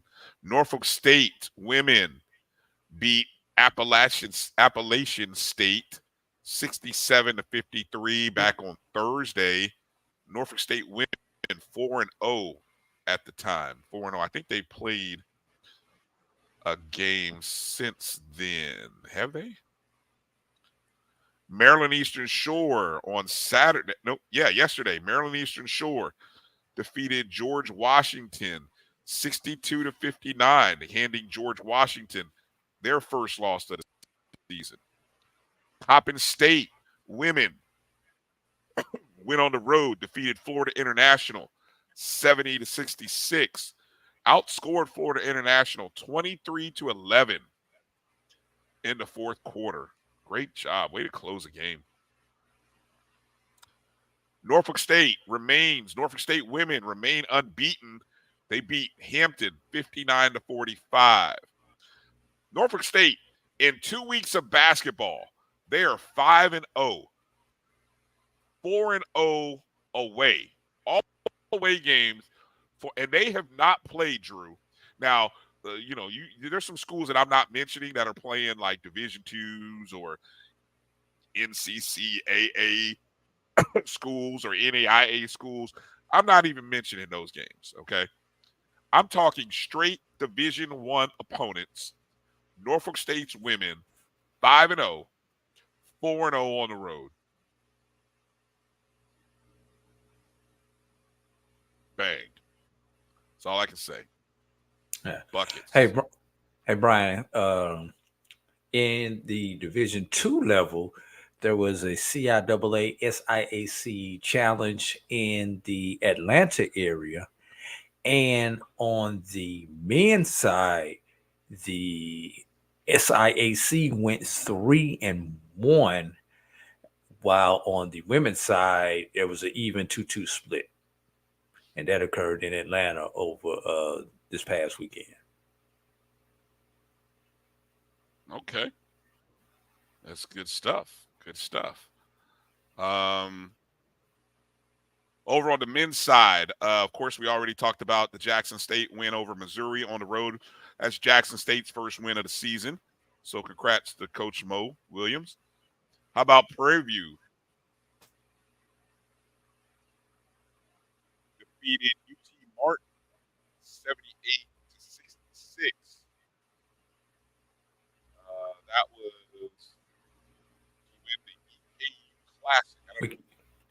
We can't hear you, Brian. Edwin, that was held between Clark and Morehouse. That was held on both campuses in the AUC. Yeah, again, Prairie View 78, UT Martin 66.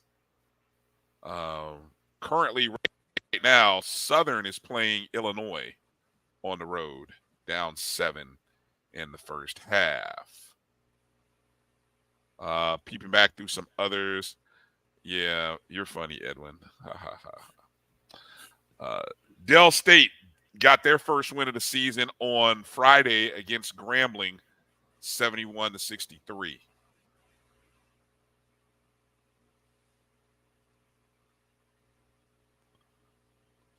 Alcorn State barely loses to UAB 80-77.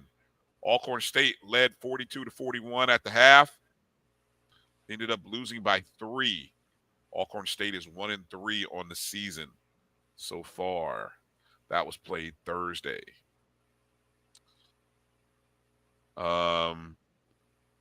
As mentioned, Prairie View also defeated Abilene Christian back on Tuesday, 79-44.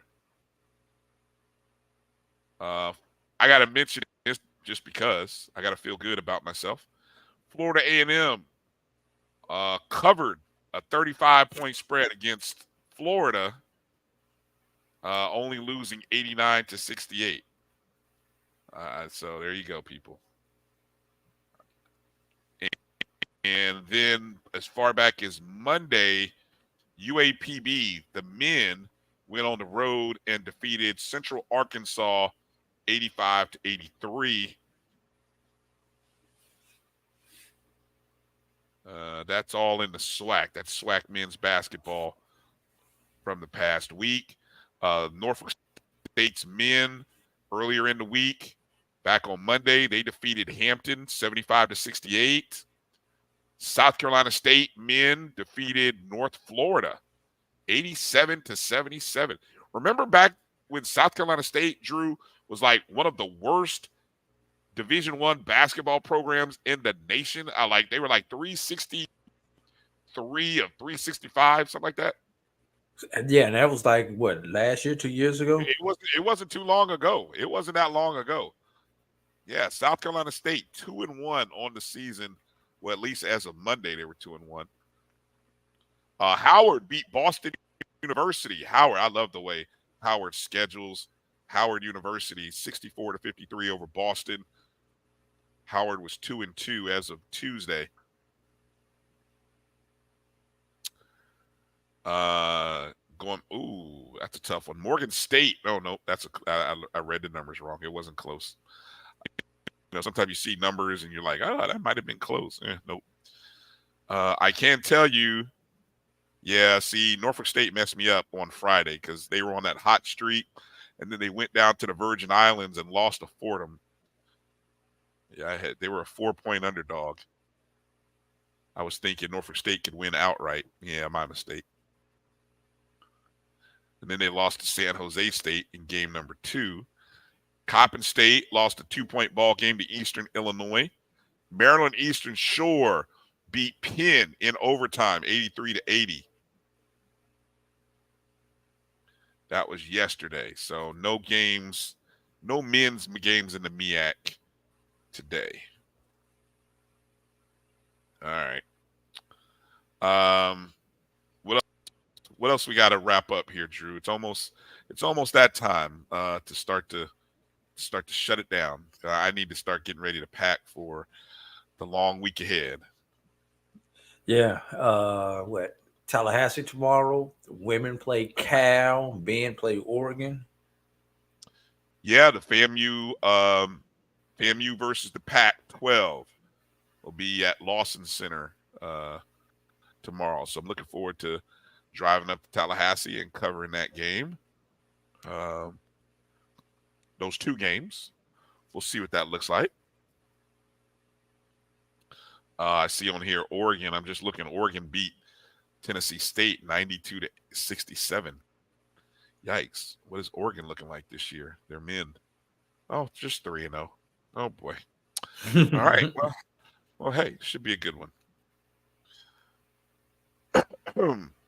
All right. Well, I know predictions wise, I was wrong about the SWAC East. Remember, we had that little discussion about the 3 SWAC East teams. And I thought the SWAC East, which was Alabama State and Jackson State, thought they would handle business. They did not. Prairie View and Alcorn won. And Prairie View wins the West as a result. So the Bayou. We were both wrong. Yeah, we were both wrong on that one. Yeah. So the Bayou Classic. Go ahead. Go ahead.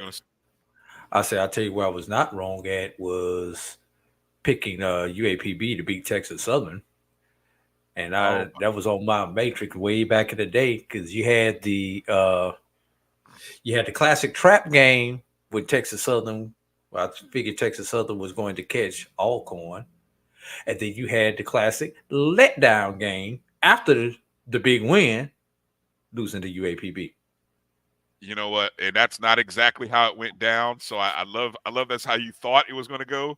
But you know good and well, Texas Southern jumped on UAPB 21-0 in the first quarter. And for some reason got to the fourth quarter up 21 points and decided, we're going to lay down. Yeah, they laid it down. We're going to lay down and take a knee. But and, I did have UAPB winning this game as their only win way back in July. Unbelievable. You take credit for getting the result right, but not. I don't care how a W is a W, a L is a L. Nobody's gonna remember how. Nobody's gonna remember how they got there. Nobody's gonna remember it. Drew called it. There you go. Well, since we're beating our chest, I'm gonna say I called Prairie View and FAMU being in the SWAC championship game, while all of you were picking on Alcorn and picking Southern. I might have been the lone wolf. I don't even think Mike Washington picked Prairie View. And he does a podcast. He does a podcast about Prairie View. And he didn't pick Prairie View. How about that? Go ahead. Where did we wind up on our picks last week? Let's say 3-3. I don't know. I know we lost 2 off the rip. I know 2 of them that we lost off the rip. If you're counting on me as the stenographer of these, I have resigned that post, and we just gonna make picks and they're on wax. They're there. We just, if somebody wants to go back and find that final segment of the show, and hey, I mean, there it is. It's there. Right. We can say. Let me mention this though, because I don't think last week's show we didn't mention the top 5. So going into Saturday, this is what the BCSN top 5 look like. On the non-Division I side, you had a top 5 that consisted of Benedict at 1, Virginia Union 2, Virginia State 3, Florida Memorial 4, Fort Valley State 5. Okay. And then 6 through 10 look like Miles at 6, Tuskegee 7, Edward Waters 8, Bowie State 9, Allen 10. The only teams that have a game remaining are Tuskegee, Benedict, Fort Valley, and Johnson C. Fort Valley and Johnson C. Johnson C is not in the top 10, but he could. And Fort Valley is a 5. And they could they could jump in, right? Correct. Okay. So, and I don't think at this point, I think it's unofficially, I don't see any way that Benedict is not going to end up winning the non-Division I national championship by the time the final numbers are calculated. I mean, they already had a 30-point lead on Virginia Union prior to this past week's games, and of course with Virginia using losing. So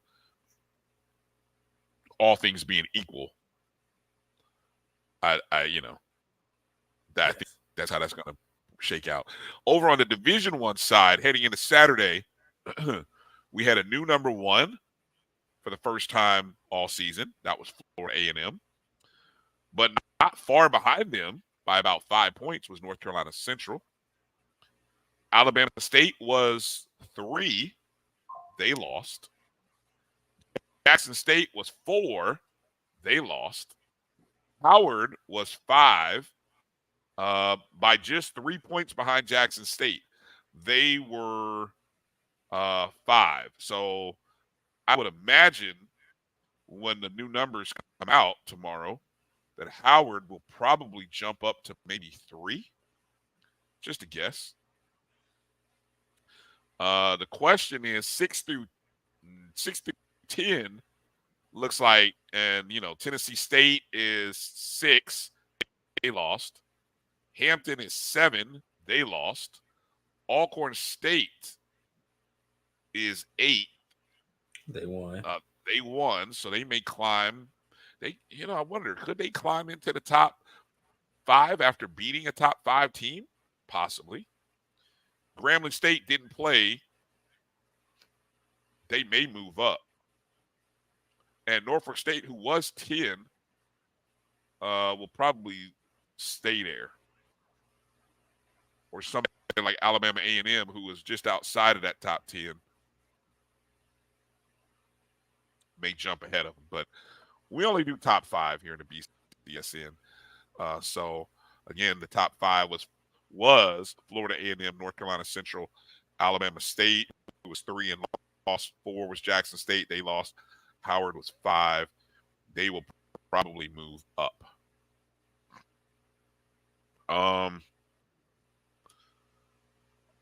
Anything else? I feel pretty good about anything else that you want to add in here, Drew? Anything else that you want to touch on?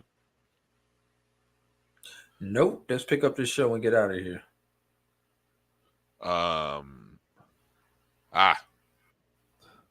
David Bryant. Interesting. Pride and stubbornness is why Dooley was fired. Interesting. I'm not going to disagree with you. Florida Classic numbers, 56,227. I think that moves that game into the is that number 2 most attended game? Behind the it should be top 3. If anybody has that running list. I think number 1 right now would be Magic City. Magic City, right. Just under 70. Yeah. So you thinking this would be number 2, but probably not for long, Brian. Probably to the weekend. You think the Bayou what do you think the Bayou does this weekend? The Bayou will challenge Magic City for number 1 for the season. Wow. Even with the records being the way they are, 2 5-5 teams. It's number 50, Brian. It's the 50th. Okay. Good point. I had originally wanted to go, but life and plans happen. So maybe I'll catch the 51st Bayou Classic. There you go. Maybe. All right, that's going to do it for the show tonight, guys. Appreciate you sticking it through with us. I know we had some audio issues in the first half, first 2/3 of the show. But Drew was on the road, but it was good. It was good signal until it wasn't. And then don't talk about my cell phone provider. Tell them the Beelzebub Tower was out here on the way to the house. Exactly. I'm good when I get to the house. Exactly. And appreciate Coach Ferrasi Norman for joining us, dealing with weather issues. We couldn't see him, but his audio was clear. So that's a positive sign. Yeah, so appreciate all of you guys for checking us out, for tuning in. Remember, Turkey Day Classic. How can people watch that game, Drew? Is it on ESPN? It's on the ESPN family. It's I think it's on either 2 or U. Really? Yes. Okay. Let's see if I can find it right quick. Well, while you're looking for it, that's the Turkey Day Classic on Thursday between Tuskegee and Alabama State. Alabama State looking to go 7-4, I believe. Let's see. Oh, I got it right here. It's on Plus. I'm sorry, it is on Plus. It's on ESPN Plus. Yes. Okay. Yeah, it's 3:00 Eastern, 2 Central, Montgomery. I believe Tuskegee is looking to go for their 8th or 9th win, I think. They've only lost 2 times. Oh, no, they've lost 3 times. They're 7-3 right now. 7-3. Oh, so they're looking for their 8th. Yes. I could have come to the 99th Turkey Day Classic. Is this the 99th of the Turkey Day Classic? Is that what this is? That sounds about right.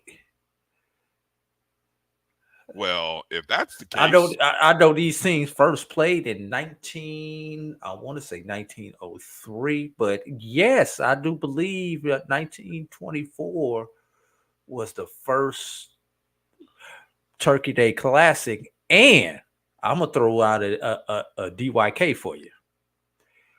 Do you know that the first integrated football game held in Montgomery, Alabama, was the Turkey Day Classic in 1924?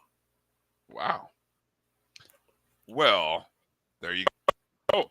So see, I missed the 50th of the Bayou, but next year I can go to the 100th of the Turkey Day Classic. There you go. That's on the calendar already, circled. Yes. 2024. I'll be in Montgomery, Alabama for that. There you go. Saturday. We can head 65-10 and hit the Bayou 2 days later. There you go. I like that. Saturday, the Bayou Classic. That is 2:00 Eastern on NBC. Grambling versus Southern University. 1:00 Central Time. Terrence Graves. I think I wrote this down.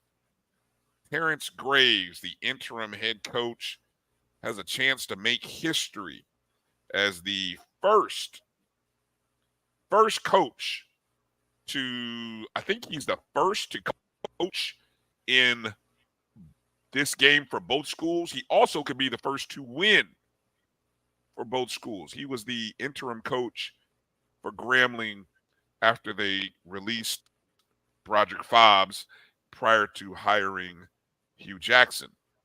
Now he is the interim coach at Southern, who let go of their coach prior to the Bayou Classic. All right. Somebody explain to me the difference between and why Southern has an interim coach and a what was the phrase of the other one? Acting coach. Okay, here it is. Acting head coach. Okay, Carlos Brown of the Carlos Brown Show every Saturday broke this down for me. He said, Coach Graves, excuse me, is the interim coach and day-to-day operations as related as the head coach. And Sean Wallace is the head coach for the Bayou Classic only. So who gets the dub or the L? It Man, let's pick up. let's pick up the show and get out of here. Just leave that out there for everybody to figure out, because we don't even want us guests to speculate on that one. Well, if it's a loss, Terrence Graves will probably give it to Sean Wallace. If it's a win, he'll probably take it. I'm just I'm messy. I'm being messy. All right. And then, of course, Benedict. Don't forget, Benedict hosting Lenore Ryan Saturday. We think it's noon, but it's not official yet, according to the NCAA website. If it's not noon, it's 1. Yeah. Yeah. So, and we'll be. I know I'll be in the house for that. Right. Be looking out for more broadcast information from the Black College Sports Network regarding. I do know game. It's pay-per-view. Okay. Because all tournament game, all playoff games, NCAA will be pay-per-view. So I will tell you that much. That's interesting. That's a new development. They used to do those for free, right? Yeah. Okay. Okay. Well, hey, that's going to do it. We'll see you. Some of us, stay tuned. You might see some coverage. You might see us in Tallahassee tomorrow. So just be checking out. Make sure you're following the Black College Sports Network at MyBCSN1, the number 1. You see our Twitter handles, me at DRB365, Drew at BCSN Drew. Check out the BCSN Pod Zone when you can. Download it everywhere on Spotify, iHeartRadio, Amazon Music, Apple, Google Podcasts, everywhere you listen and download podcasts. We appreciate your support and your coverage of what we're doing. You guys be safe. If we don't see you in these YouTube or Twitter streets, have a great Thanksgiving week. Be safe. Remember, people are on the roads and shopping and doing all that other stuff they like to do. Eat well, eat healthy, and have fun with your family and friends. Good night. God bless everybody. Peace out. Travel light. We'll holler. But you stay on hard.